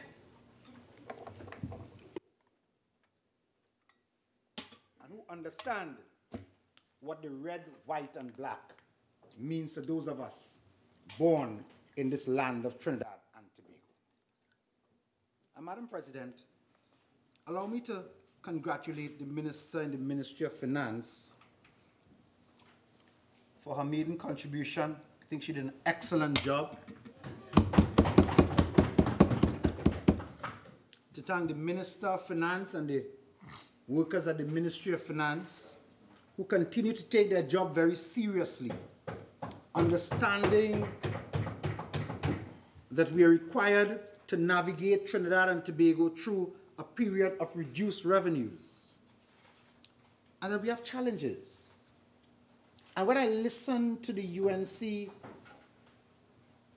they speak about all sorts of problems, and you can't get from them one suggestion, not one single suggestion, as to how we can work together to get this country to where we want it to go.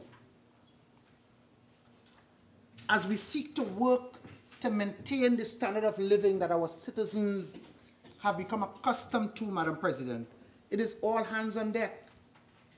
It is not only about scoring cheap political points, but for every issue that arises in this country, the UNC, anxious to get back their hands on the Treasury, seeks to score political points at every turn. And I wait to see the day when they will display some level of patriotism. Even programs that they introduced, would you believe? Citizens are observing. Even bills in Parliament introduced word for word by the former UNC government comes to Parliament today, and they are the most strenuous objectors to those bills.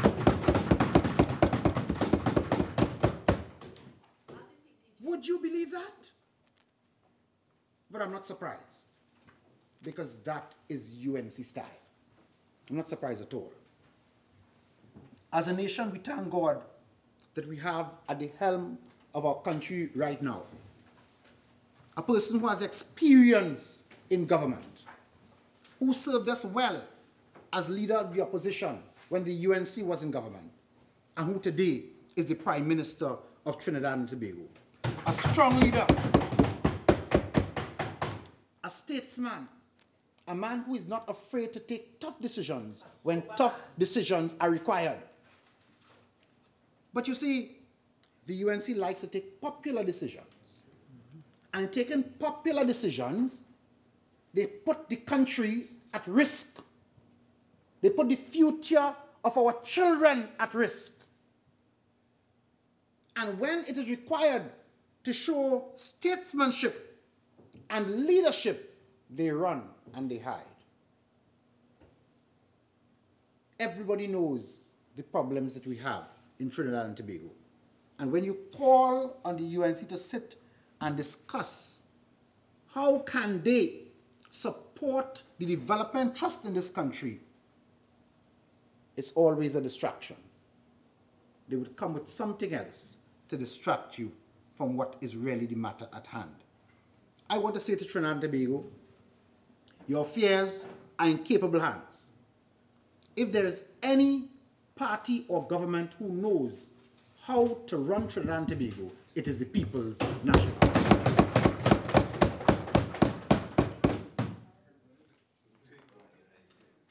Madam President, they held on to office for 5 years and 3 months. I think if there was any further room to wiggle, to get another month or two, they would have done that as well. But the writing was on the wall. They knew that the country had turned on them. They knew that the country was anxious for election day. And then after they lose, they want to blame it on the rain and extension of time. You know, sour losers. We understand that. What I want to assure the UNC is that you are totally ineffective at government. You try a little in opposition, but we will give you the space that you are most comfortable in. You will stay in opposition for the rest of the days.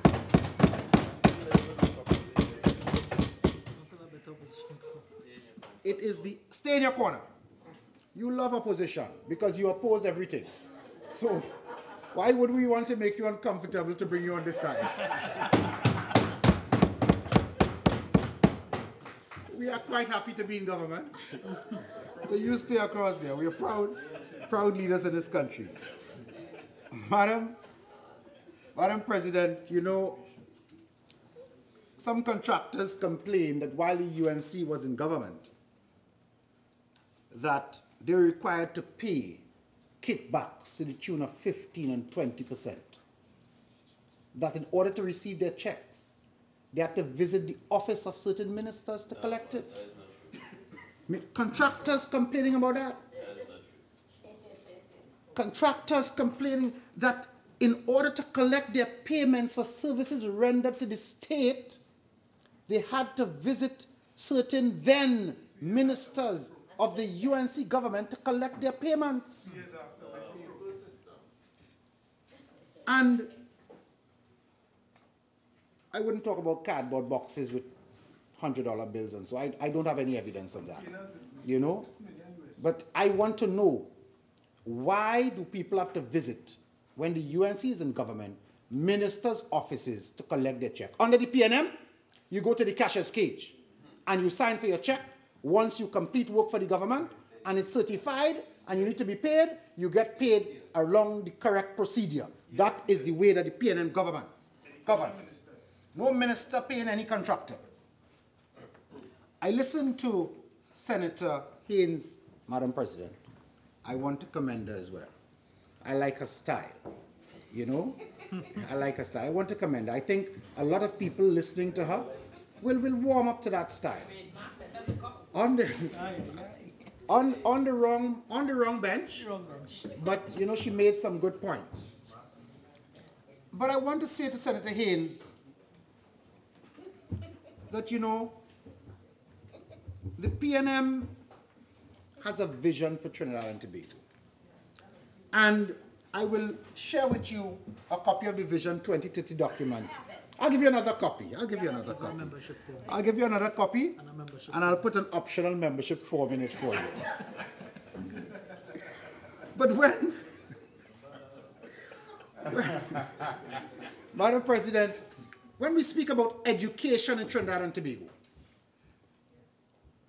I know Senator Haynes mentioned that she studied abroad, many different countries, so maybe she did not spend much time here. But when you speak about education in Trinidad and Tobago, it's PNM policy.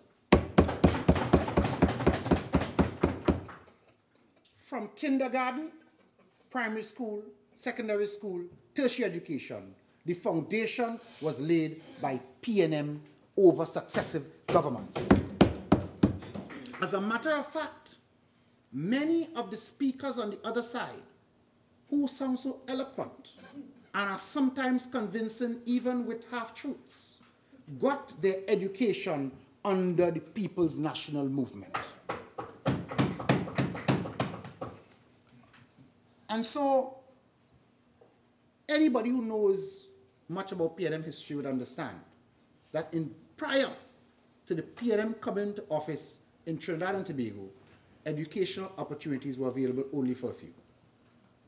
It is the PNM under Dr. Eric Williams, the founding father of this nation, that made education available to the masses throughout Trinidad and Tobago. That is the history of our country. We can't run from that. And when you speak about industrialization, Senator Ramdeen praised Point Lisas. He praised the LNG plants. He praised the TGU. And he said that these things were the jewels, that's the word I was looking for, the jewels of Trinidad and Tobago.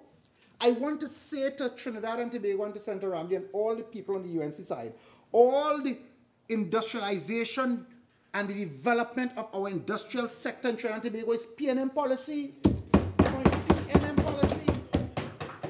So if in fact, I'm pleased to hear Senator Ramdeen commend the PNM and the efforts of the PNM as the jewels of Trinidad and Tobago. PNM policy, Senator Haynes, Madam President. What I consider, as I picked up from a discussion from some young professionals recently, is that in fact, we lost 5 years and 3 months during 2010 and 2015. The PNM had the country on a growth path. There were some ripples. Some people got fooled with what was called the PP, and we just stopped in time. And in some areas, we have lost more than 5 years in some areas. It is now up to the PNM and this PNM government to bring the country back on track. And we have less resources to do it. The oil price, although Senator Small said that $52 is still a good oil price, the oil price is significantly less than what was enjoyed under the UNC. And so we have less resources to do it. We have increased debt to service. We have a lot of incomplete and projects that were left abandoned by the UNC. Could you imagine government by bad mind, Madam President? You came into office and the PNM now has to come 5 years, 6 years, 7 years after to complete projects abandoned completely by the UNC. It was not only the Brian Lara Stadium, the government campus plaza in the capital city, abandoned by the UNC, the Ministry of Education towers, the Ministry of Legal Affairs tower, the Carenage fishing facility, several community centers, police stations, fire stations, houses. You travel down to Point 410, where Senator Obika is from. And there is a housing development that was started by the PNM that Senator knows about. And when the UNC came into office, they abandoned the project, did not complete it, left the houses half finished, some to be vandalized. And thank God the people of Trinidad and Tobago know that when you want to fix Trinidad and Tobago, call on the People's National Movement. Because how could you explain, how can you explain in the face of high rental costs for commercial space that the government of the PNM under the leadership of Patrick Manning started the construction of these buildings in Port of Spain to accommodate public servants and our ministries. And you come into government and the capital city, you leave it to ruins, and you want to put yourself back in government in Trinidad and Tobago again? Well, the electorate is waiting on you. No matter what clothes you put on, no matter how you camouflage yourself, no matter what bright minds you attract to come to fool the people of Trinidad and Tobago, the UNC will not be returned to government. Madam President, under the PNM, the UDCOT has successfully started a program to complete all the projects where taxpayers' monies stood in air for 5 years and 3 months, and the UDCOT has been at work. The Besso Street Police Station has been completed. The St. Joseph Police Station has been completed. The several community centers at Mount Hope, at Akbar Trace, and in Blanchisseuse have all been completed, and the PNM does not discriminate. The PNM is the government for all of Trinidad and Tobago. So we don't complete a community center in Mount Hope, and because Akbar Trace is in Penal, we leave it undone. That community center was also completed. That is PNM government at work. Madam President, the Carnage Fishing Facility I mentioned earlier, another project abandoned by the UNC. Work has started and it will is now scheduled for completion by December of 2017.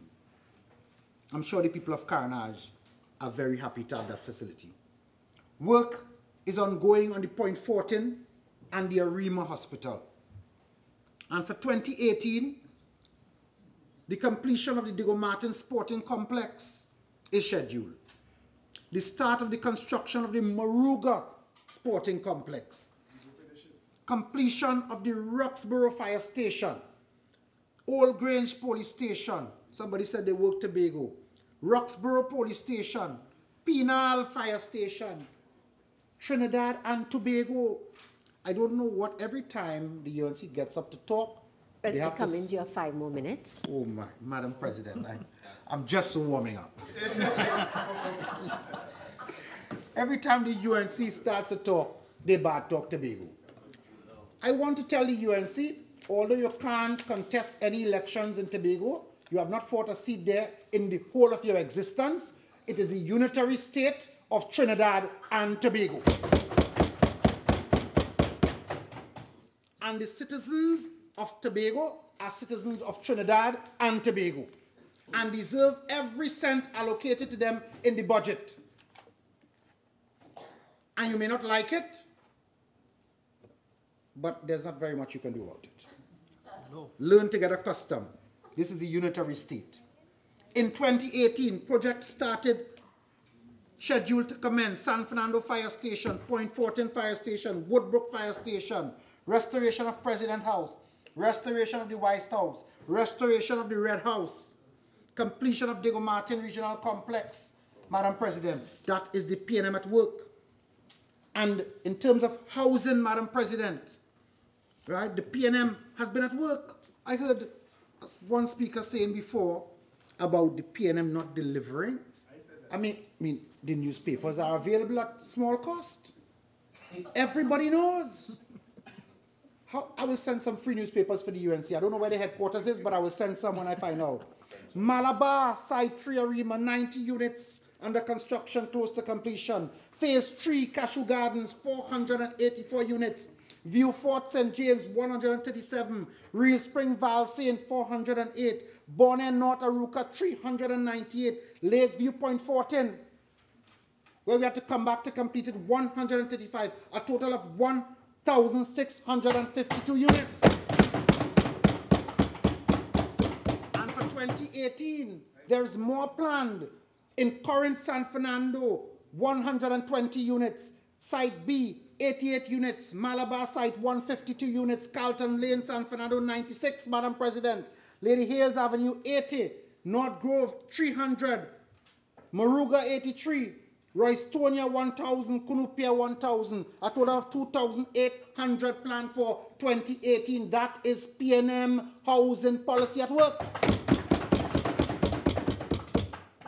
So if you don't understand how to govern, sit, get your pencil, get your notebook, and take notes.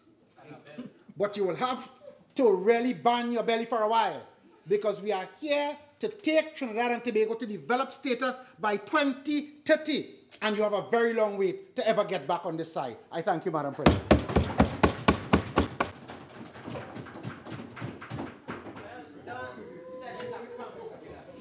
Parliamentary Secretary in the Ministry of Agriculture, Land and Fisheries. Thank you very much, Madam President, for the opportunity to contribute in this, my fifth budget presentation. Madam President, let me start by responding to the last contributor, and only to say that is PNM policy, that is PNM style, in true PNM quality in the last speaker, Madam President.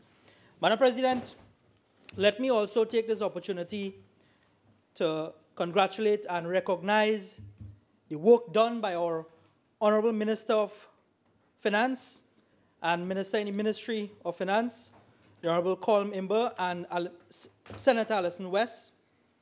And let me also congratulate and indicate our heartfelt support to the Minister of Planning and Development, Honorable Camille Robinson-Regis, and their staff for putting together a well-presented presentation in the form of this fiscal package.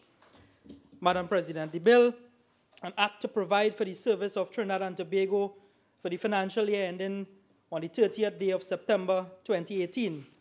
And I'm going to be focusing my attention on Head 77, where I am employed, that's the Ministry of Agriculture, Land and Fisheries, to continue where my colleague, Senator the Honorable Clarence Ramroth, Minister, would have left off on the last occasion. But before I do that, Madam President, I want to also join the government in congratulating and welcoming the new senators to this August chamber, because I know how it felt, and that day, December 13th, 2013, was my first day here, and I'm sure my senatorial colleagues, Senator Haynes, Senator Hussain, Senator Obika, feels that level of joy and to be proud to represent at this level in the participation of making law and representing your political party. So congratulations, Senator, and we look forward to your contributions here in this chamber. Madam President, let me also indicate that it is with the astute leadership of our Prime Minister, who recently celebrated his birthday, Dr. Keith Rowley, that we are proud to be a government for all, serving all, and by extension, bringing back some level of prosperity to all the citizens of this country under the circumstances that we are faced and we are challenged by this economic situation, where we have lost a lot of our revenue to do the things that we would have liked to do. Madam President, let me indicate and respond to my senatorial colleague, Senator Ramki Soon. Sorry she's not here, but I know she may be paying attention, who spoke to young people not getting involved in agriculture. And this touches my position, my heart very, very close, because unlike senators, I will declare my position, because prior to me coming here, I was a farmer. My parents remained farmers, and my entire family, comes from generations of farmers. So if I speak in the interests of the farmers of this country, Madam President, it's because I've just declared my interests in agriculture. Madam President, Senator Ramki Soon should note that even if I were to ask that question in this August chamber to all the members present, how many of you all in this chamber would direct your children or guide your children or loved ones to become farmers in this country? Or as a matter of fact, to get into the agricultural sector? I see Senator Haynes raising the hand. Senator Shrikishun, in fact, the Hansard would record that, and I would look forward to those interventions, because many places, many public forums, I ask the question to those in attendance. And Madam President, it's no secret that not much people, especially the young people, wants to get into this business called agriculture. Fortunately for me, I want to tap in what Senator Cummings would have said. Had it not been for PNM policy and gate, I probably would have been standing here holding a double major from the University of the West Indies. because my parents could not afford it. My parents, Madam President, simply could not afford to send me to university. And upon attaining my degree, I chose agriculture as a profession. Not much people out there would beat their chest with pride and say, well, I'm a farmer by profession. And I chose that as a profession because I understand clearly the importance that that profession has in the economic situation. And I've seen countries, first world countries, respect their farmers and respect those in the agricultural sector. And it's sad in a country like ours that this respect is not passed down to our farmers, fisher folks, hunters, and state land users. Under the last administration, Madam President, I could tell you, it was the worst season for farmers. And under this situation, these economic times, it's not the best. But I could guarantee you, they are getting the leadership from the Honorable Minister and the team at the ministry to weather the storm and continue production in the way and manner that they would like to. And I will go into some of the details as to what we have done with the allocation. And I want to also indicate and stress that my minister always makes the statement, it's not how much you get, Madam President, but it's how well you put it to use. And that is what this government has been doing since 2015. Taking the little that we have, stretching it, and making the most of it under the leadership of our Prime Minister. Madam President, the Honorable Senator Ramkissoon also touched on the issues that affect young people upon coming from schools, tertiary education facilities, and so on, finding challenges in getting employment. And I want to also support her in that regard and indicate, Minister Rambrad would have indicated that in this Ministry of Agriculture, Land and Fisheries, there are 20% vacancies existing. All right, although 70% of the wages and salaries of the entire budget for recurrent goes into wages and salaries, we still have 20% vacancy. And I can tell you it has been extremely challenging for any graduate from UE or ICIAF to come into the ministry. And I want to encourage and I want to plead to these institutions to look at how they are offering their degrees, consult with the Public Service Commission, and try and fix that problem in the system.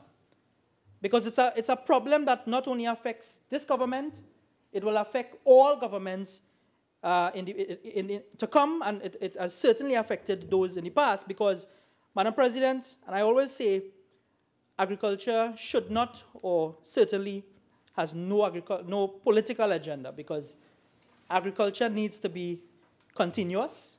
The policies that a ministry has in moving forward, there must be continuity. And I always use the example of an avocado tree. I mean, when you plant an avocado tree, Madam President, you will know it takes 3 or 4 years to bear.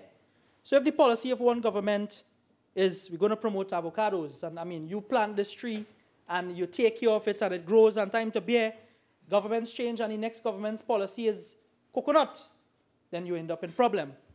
Madam President, let me put some global context to the agricultural sector of any nation.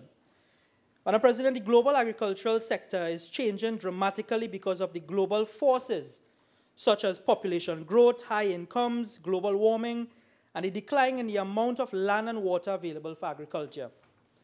The cumulative effect of these international forces are that food supplies are becoming more uncertain, prices have increased dramatically, and food security for many countries is under severe threat.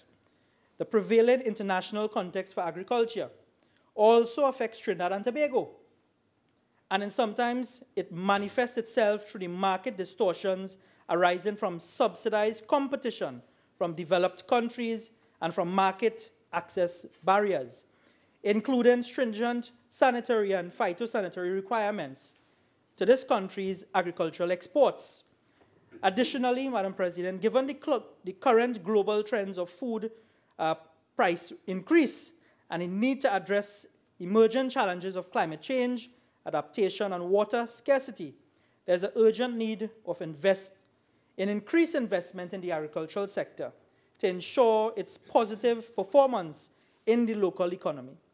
Madam President, I would now turn to accounting to the taxpayers of this country of what the Ministry of Agriculture, Land and Fisheries, what we have been doing over the last year, and what we intend to do with respect to this new budgetary allocation. And I'm happy that Minister Rambrot would have cleared up the misconception and the miscommunication being put out there that the ministry would have only received a mere 500 million. Madam President, as we know, with all the IDF, the PSIP, and all from the different agencies, we're up to approximately $1.1 billion. And Madam President, I will now turn to some of the sectors and what we have done so far. So let me turn to the ministry itself and why we need a ministry. What is the use of the Ministry of Agriculture, Land and Fisheries in this modern time? Madam President, we see our role as enabling the environment to enable farmers, hunters, fishermen, state land users, and the general public to interact with the ministry, to grow their ideas, their plans and programs. It is the responsibility of the Ministry of Agriculture to also offer goods and services to all of these I've just identified. And Madam President, in the context of the legislation that goes with this ministry, I'm happy to report that the ministry recognizes the need to provide that enabling environment to stimulate further growth in the agricultural sector. And in this regard, Madam President, the ministry, through its legal unit, is presently engaged in the revision of a package of legislation which will provide appropriate support for the sector. And some of these include the Land Adjudication Act 1994, the Plant Protection Act 1975, the Fisheries Management Bill, the Trawling Act, to just to name a few. Madam President, the following would also be under consideration for legislative review, and I've mentioned the Fisheries Management Bill, Caribbean Fisheries Training and Development Institute Bill. And while I'm on this point, Madam President, trawling is an issue in this country that Minister Rambrot would have made public and mentioned already that he intends to deal with, because for too long, Madam President, we have only been talking about regulating and dealing with this sector of trawling. And like Senator Cummings, I'm from Felicity, and I could tell you there's no more UNC territory in Central than where I hail from. In fact, the Shogun's West by-election, Madam President, as you will know, one of my opponents now sits across me, Senator Amin, Madam President. And I could tell you, fishing is the way of life. It's the economic activity, and although, as we all know, agriculture contributes to just about 0.5% of national GDP, these communities, Madam President, rely almost 60–70% on agricultural activity, whether it be vegetable production, livestock, or even fishing. And the Gulf of Paria, Madam President, trawlers are, really going out of turf, and it's a problem that we have to deal with. And I assure the national public that Minister Rambrot and myself and the ministry will be dealing with that problem and putting the regulations and enforcement in place in this coming months to make sure that that problem doesn't continue. Madam President, I want to turn now to the rice sector. And recent times, and I'll get to the flooding because I see Senator Ramdeen is looking at me. I'll get to the flooding issues, and it goes hand in hand with the rice production because, Madam President, as you know, rice requires water to grow. And strange enough, in this country over the years, the rice farmers have always been clamoring problems and challenges. In the crop time, they have no water. In the rainy season, they have too much water. So, Madam President, the ministry is going to be investing in flood mitigation and water management systems, but I'll get to that shortly. But coming back to the rice sector, Madam President, I'm sure nobody knows in this country that the Ministry of Agriculture, Land and Fisheries, we pay the National Flour Mill a management fee of $400,000 monthly to facilitate the purchase of rice from farmers in this country. And these farmers, I'm saying, Madam President, it's not like a sweet potato farmer like me back in the times, you know, Madam President, when I have to go to the market 3 o'clock in the morning and beg somebody to buy my sweet potato. Under the laws of this country, Madam President, the rice farmers are guaranteed this market and guaranteed a price which the taxpayers of this country fit. And I want to put it in perspective, Madam President, because there's a lot of talk and a lot of action in the public domain, rice farmers not getting money and all of that. And some of it may be true because of the timely releases and the untimely releases in the ministry's allocation and so on. But I want to indicate that rice production in this country, Madam President, increased by 29.4% from the last fiscal, 2016-2017, from just around 1.2 million kilograms, that's 2015-2016, to 1.6 million kilograms in 2016-2017. And I say that to say the farmers of this country, we have the potential. The farmers certainly have the potential, and with that drive, they will certainly, increase their production and so on. Madam President, I mentioned the fixed rate and the pricing of rice and so on, and the ministry is not stopping there alone.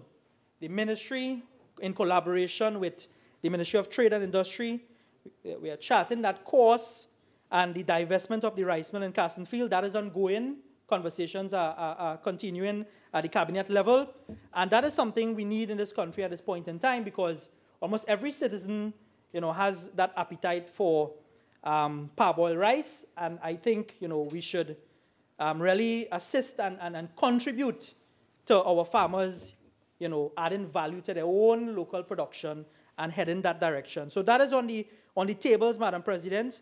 We are very much aware of the problems faced in the rice sector, and we are certainly working with these farmers to continue their production.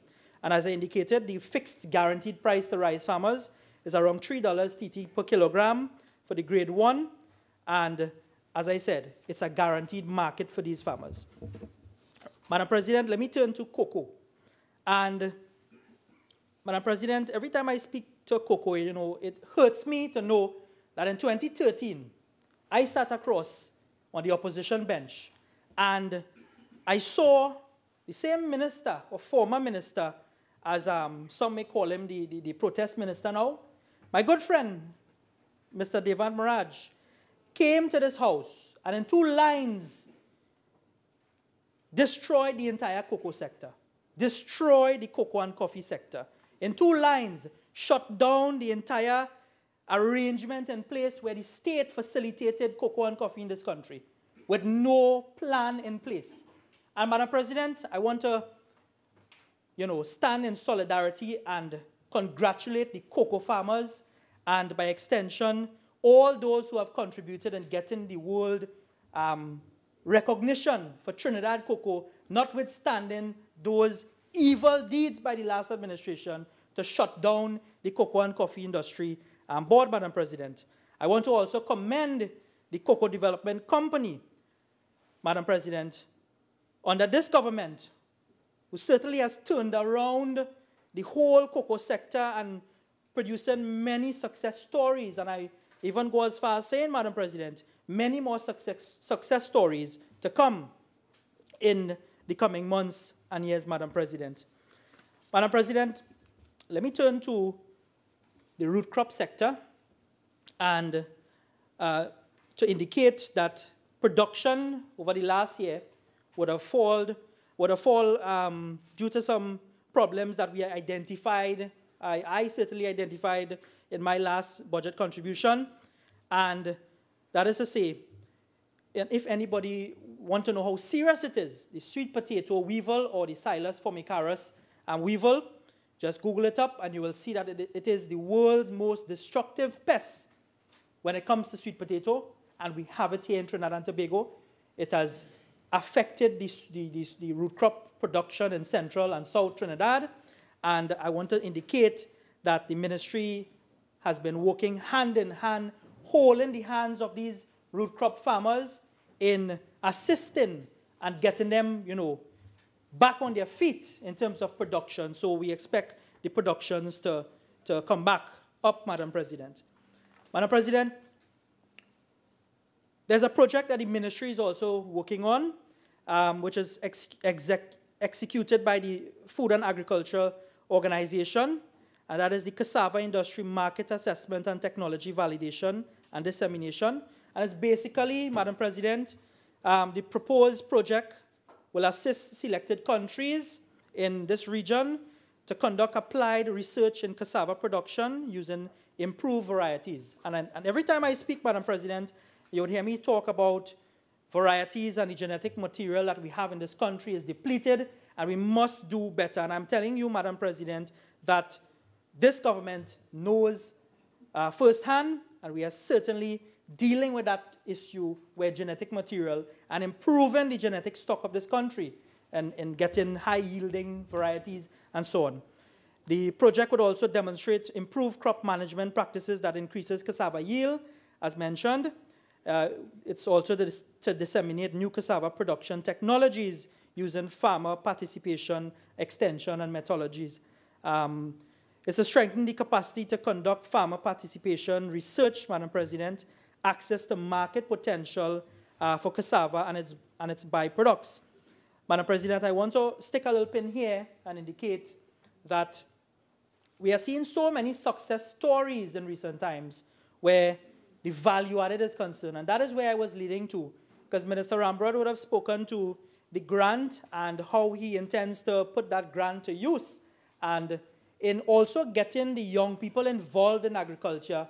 The young people, let me face reality, we wanted this, we distance ourselves from the hard work, hot sun mentality. But when you talk about the value added, when you talk about agro-processing, the entrepreneurs that goes with that, you get a lot of hands raising for persons who want to participate. And I want to congratulate the Minister of Agriculture for seeing that and putting in place this additional grant, Madam President, in this ministry. I want to also congratulate the Minister of Trade and Industry, who has similar arrangements in place for getting young people, or as a matter of fact, anybody who wants to demonstrate that level of responsibility in assisting this country at this point in time in getting a product out there. And I could tell you, one comes to my mind, Madam President, and I've seen, I wouldn't venture into calling any names and so on, but I saw one gentleman recently who was tapped into the grants offered by the Ministry of Trade. He would have used that grant to go to Kariri and get product development and testing. And Madam President, I saw on Facebook just a few posts ago, he's packaging his first international shipment of locally produced pasta made from 100% cassava, locally produced pasta made from 100% sweet potato, and locally produced mashed potato and cassava in a mashed provision mix. And Madam President, these are the persons that these grants are targeted towards, to helping them in create more market opportunities, because Madam President, I'm told that that opportunity has magnificent potential in bringing in foreign exchange to this country. And I want to put on record, Madam President, these are the types of initiatives that when these young people and when these people on the whole come to us, we want to support, Madam President. Madam President, I want to turn to the coconut industry. And the coconut industry, Madam President, over the last 5 years was left to rot. When you drive through Cedros, when you drive through Mayaro, Manzanilla, Madam President, nothing happened in the coconut sector and the coconut industry over the last administration. I want to place on record, Madam President, that the minister, since attaining office and coming in the ministry, and I joined him in, I want to use a local word, nagging the ministry's leadership to get the coconut industry back on track. And by saying that, Madam President, I don't expect a 100-year-old coconut plant to produce a bunch of nuts as a 5-year-old coconut plant. So the issues, Madam President, is rehabilitation of coconut estates, and in some cases of establishing coconut estates.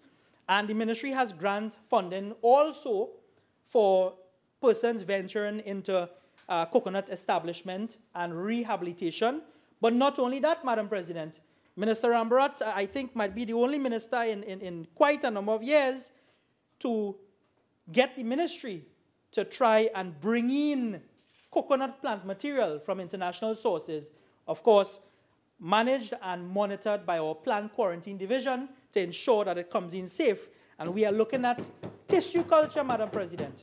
We are using the technologies available. All right, Madam President, we are using what is available in the international market, and we are bringing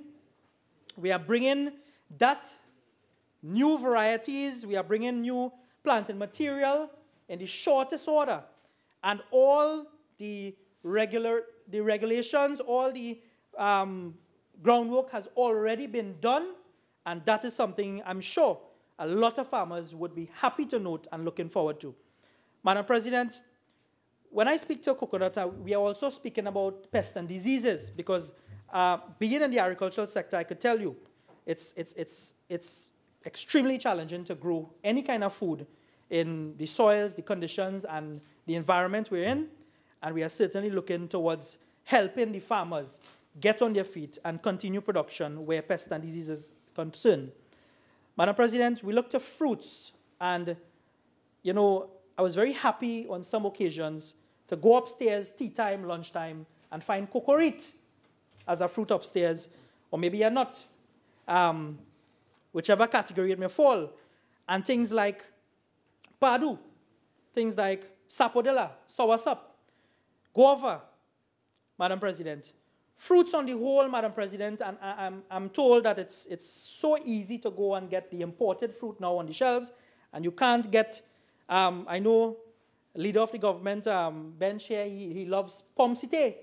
It's so difficult to go and get these types of fruits on the market, and Madam President, you know, we are certainly taking all steps necessary to bring in good genetic material to Trinidad and Tobago, because we are working directly with the Office of the Prime Minister through the advisor to the Prime Minister on Agriculture, who works both in Trinidad and Tobago, bridging the gap. So as I said, and Senator Cummings would say, you know, the other side may not like Tobago, but I could tell you, when we develop these technologies, when we bring forward genetic material, it's not just for Trinidad, it's for Trinidad and Tobago. So, Madam President, I want to indicate that the pineapple production in this country has increased by 57.7%. And while that is so, Madam President, I want to also indicate that in the coming months, and the conversations at leadership in the Ministry of Agriculture is certainly there, because when you look at our pineapple production, Madam President, when you look at that production, the market opportunity in Trinidad, it's 2 for $25 at the side of the highway, or come to the farmer's market and you would get it for $10 and $15 for one, right? 5 and 6 pounds. So I'm taking the opportunity to advertise our NAMDEFCO farmers market in the process. But Madam President, that is the level in which our farmers are, you know, limited in selling their pineapple. Of course, pineapple has a shelf life of probably about a week. And I'm saying we need to take stock. We need to look at what, when you look at what Dole has done to pineapple, we in Trinidad and Tobago has the potential. We have that potential. We have the capacity to start putting our fruits, Madam President, in value added. And that is where the grants would be focused again. That is where we want our farmers to go, get money for value, value for money, and certainly expand their operations in all the fruits. Pawpaw, Madam President, again, production increased by 43% from last year to this year. Madam President, so while some may say that the agricultural sector, it's not doing well, the statistics and the facts as provided by the NAMDEFCO markets, and certainly we are very happy to note that the farmers are definitely doing what they have to do. And we know we would have to give that additional support. Citrus, Madam President, just around May 2017, we got the news that in Trinidad and Tobago, we have this, this disease now that has put the entire citrus productive capacity of Trinidad and Tobago at jeopardy, and that is the Hong Long Bing disease or the citrus greening disease. Madam President, unfortunately, the ministry has had to take action against our own citrus planting material, and we will certainly be continuing our work in terms of sensitizing the public, managing the disease, and trying to offer safe propagation of planting material in the coming months, because we know a lot of farmers would have been hard hit in this exercise. In fact, I'll go as far as saying, Madam President, this disease wiped out the entire citrus production in places like Florida. So we are not shielded from that problem, Madam President.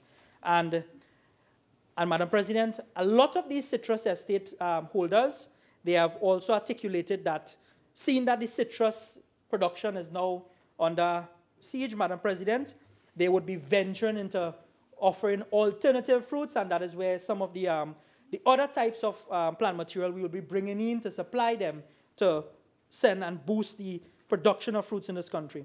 Let me turn to the vegetable sector, Madam President. And Madam President, the vegetable production of this country showed some mixed performances over the period October 2015 to March 2016 when compared to the corresponding period in 2016-2017. And there were production increases for cucumber. We had increases by 36%. Melangine increased by 27%. Bodi increased by 11%. Pak choy increased by 10%. Cauliflower production increased by 27.5%. Hot pepper production increased by 25%. Dasheen bush production, Madam President, increased by 12%. Green corn production in this country increased by 50%, and there were also some decreases, Madam President, which I will also look to identify. The production of tomato, cabbage, okra, lettuce, just around 13 to 40% in some of these areas. And Madam President, these were mainly due to incidence of pests and diseases, as I indicated earlier, and that's namely the diamondback moth, Madam President, bacterial leaf spots, and the reduced output in sweet pepper tomatoes, Christophine, Madam President, was due to mainly the unfavorable weather conditions. Madam President, I want to turn to the fisheries sector now, and I want to indicate that the Ministry of Agriculture would have continued its mandate to develop the sector and to meet both international and national standards in accordance with the practice of responsible fishing, Madam President. And I will just name these few facilities that we would have upgraded in the last fiscal. The Las Cuevas fishing facility was upgraded, Madam President. Blanchisseur's fishing facility, Cocorite fishing facility, Ottawa fishing facility, Balandra, Salibia, Otahiti, Kumana, Matlat, and Caranage fishing facilities, all of which were done within budget. In fact, they came in under budget, and all of them were successfully resourced. Also, to negate, NAMDEFCO would have initiated some renovation activity at the Claxton, at the Orange Valley fishing facility, Madam President. And while I'm saying this, I want to put the country on notice. In fact, the taxpayers of this country are called year after year to fit millions of dollars in repair to fishing facilities and facilities owned by the state. And I want to tell the fishermen to please take personal responsibility, because you are the users of these facilities. That is your bread and butter. Stamp out the illegal activities from your facilities. Report the illicit trade of all these imported and all these banned substances in your facilities, Madam President. I want to indicate, Madam President, because I've heard some cries from the fishing population, the fishermen, asking to meet with the minister and the ministry. And I want to let the population know something here. Madam President, when you look at the fishing structure and the incentives and subsidies offered by this ministry, I want members to understand something. Madam President, fishermen in this country are allowed VAT exemptions on boats, engine, marine parts and accessories. They are offered aquaculture subsidy, vessel subsidy, vehicle subsidy. I have the values here, and Madam President. Thank you, Madam President. I want to also indicate, Madam President, most of the fishermen in this country, and I could tell you because I have relatives that are fishermen, use regular gasoline. And I could tell you regular gasoline, the price has not been increased for the last 5 to 10 years, if you want to check. Madam President, it has remained at $2.60 per liter. Madam President, the trawlers use diesel. And as I indicated, we will be looking to regularize and regulate that industry. But not only that, Madam President, in the structure of the ministry, we have a rebate system. Fishermen are allowed to claim back 10 cents per liter for diesel and 12 cents per liter in gas. So, Madam President, to say the ministry is not doing anything about the fishermen in this ministry it's wrong, Madam President. And I want to urge all fishermen to find out from their fishing officers the guidelines, the procedures, and the relevant documentation and claim their rebates. Because many times you hear persons say, well, I ain't going to claim because it's taking too long and all of that. You have a right. And Madam President, the facility is there. The government has made the facility available. I asked fishermen to please use it. Madam President. Madam President, we also, not when I say we, the taxpayers of this country, Madam President, in assisting fishermen. I could tell you earlier this year, the government would have intervened and rendered over $800,000 in relief to fishermen, because this is a class, Madam President. We understand the investment in fishing, and we are saddened, and we know the losses incurred, especially when natural disasters happen. The ministry has been called upon, the taxpayers again, over $800,000 earlier this year for damage to fishing gear, nets, and boat, and so on, Madam President. Madam President, also note in that, I want to urge fishermen to please pay attention to the warnings of the Met Office. Look at your weather bulletins, because sometimes you can avoid being hard hit. You can avoid being, the ones on the end of the boat, to lose your boat, to lose your engine, Madam President, if you only take heed, Madam President. Madam President, let me quickly turn to the infrastructural development of the ministry, and in that I'm saying the access road program, rehabilitation to access roads are continually in progress in the ministry, and we would have done a total of 16 kilometers of access road at the cost of $6.3 million, and additionally 7 kilometers of road was undertaken by the Forestry Division of $2 million. Madam President, when you look to the water management and flood control, infrastructural work under the water management and flood control project during the period 2016 to 2017 costing $2.2 million. We would have undertaken some construction of sluice gates, culverts, flashboard control at the Orange Grove production area, construction of working platforms, safety rails, driving access to 3 existing sluice gates at the Orange Grove estate as well, rehabilitation of access road to the pump house at the Plumiton Rice project, Madam President, that was done, rehabilitation to the access road in Caroni and the access road to Waima, Madam President, that was also undertaken. Senator Obika would have mentioned the issues about funding and all of that. Madam President, we have in place in this country something called the Agricultural Development Bank. Madam President, the achievements of the Agricultural Development Bank is highlighted, Madam President, in this year, in fiscal 2016, for the period 2016-2017, loan approvals and the amount of $105 million was made available to farmers. So, Madam President, to say that we don't have anything in place is untrue, and I want to urge farmers to go to their respective banks and seek those funding. Also, $50 million was added to the ADB via transfer, Madam President. Madam President, we will be rolling out a lot of issues, a lot of problems in terms of dealing with the challenging flooding and all of that is taking place. But I want to say, Madam President, whatever happens, the persons, the people, the farmers are resilient, and we will stand readily available to support them in their time of need. And I want to congratulate the Minister of Finance in putting together this package that I, as a farmer, prior to me coming here, my family, my friends, everybody, Madam President, We are not complaining. We are not throwing up our hand in the air. We are satisfied with this budget. Madam President, I thank you.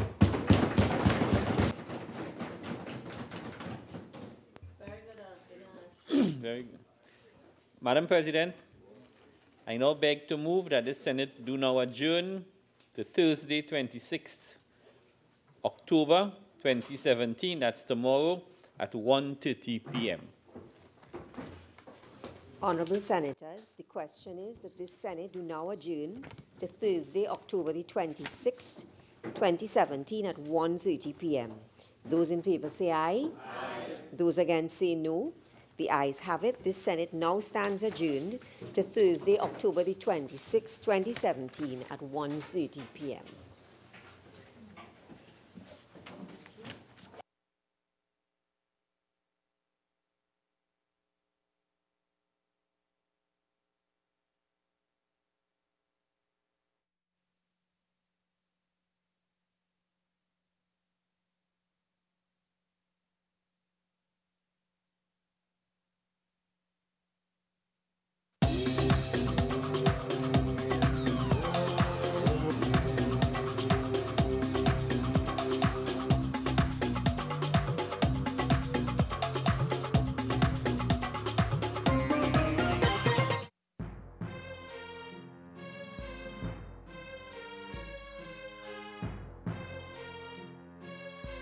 You're viewing the Parliament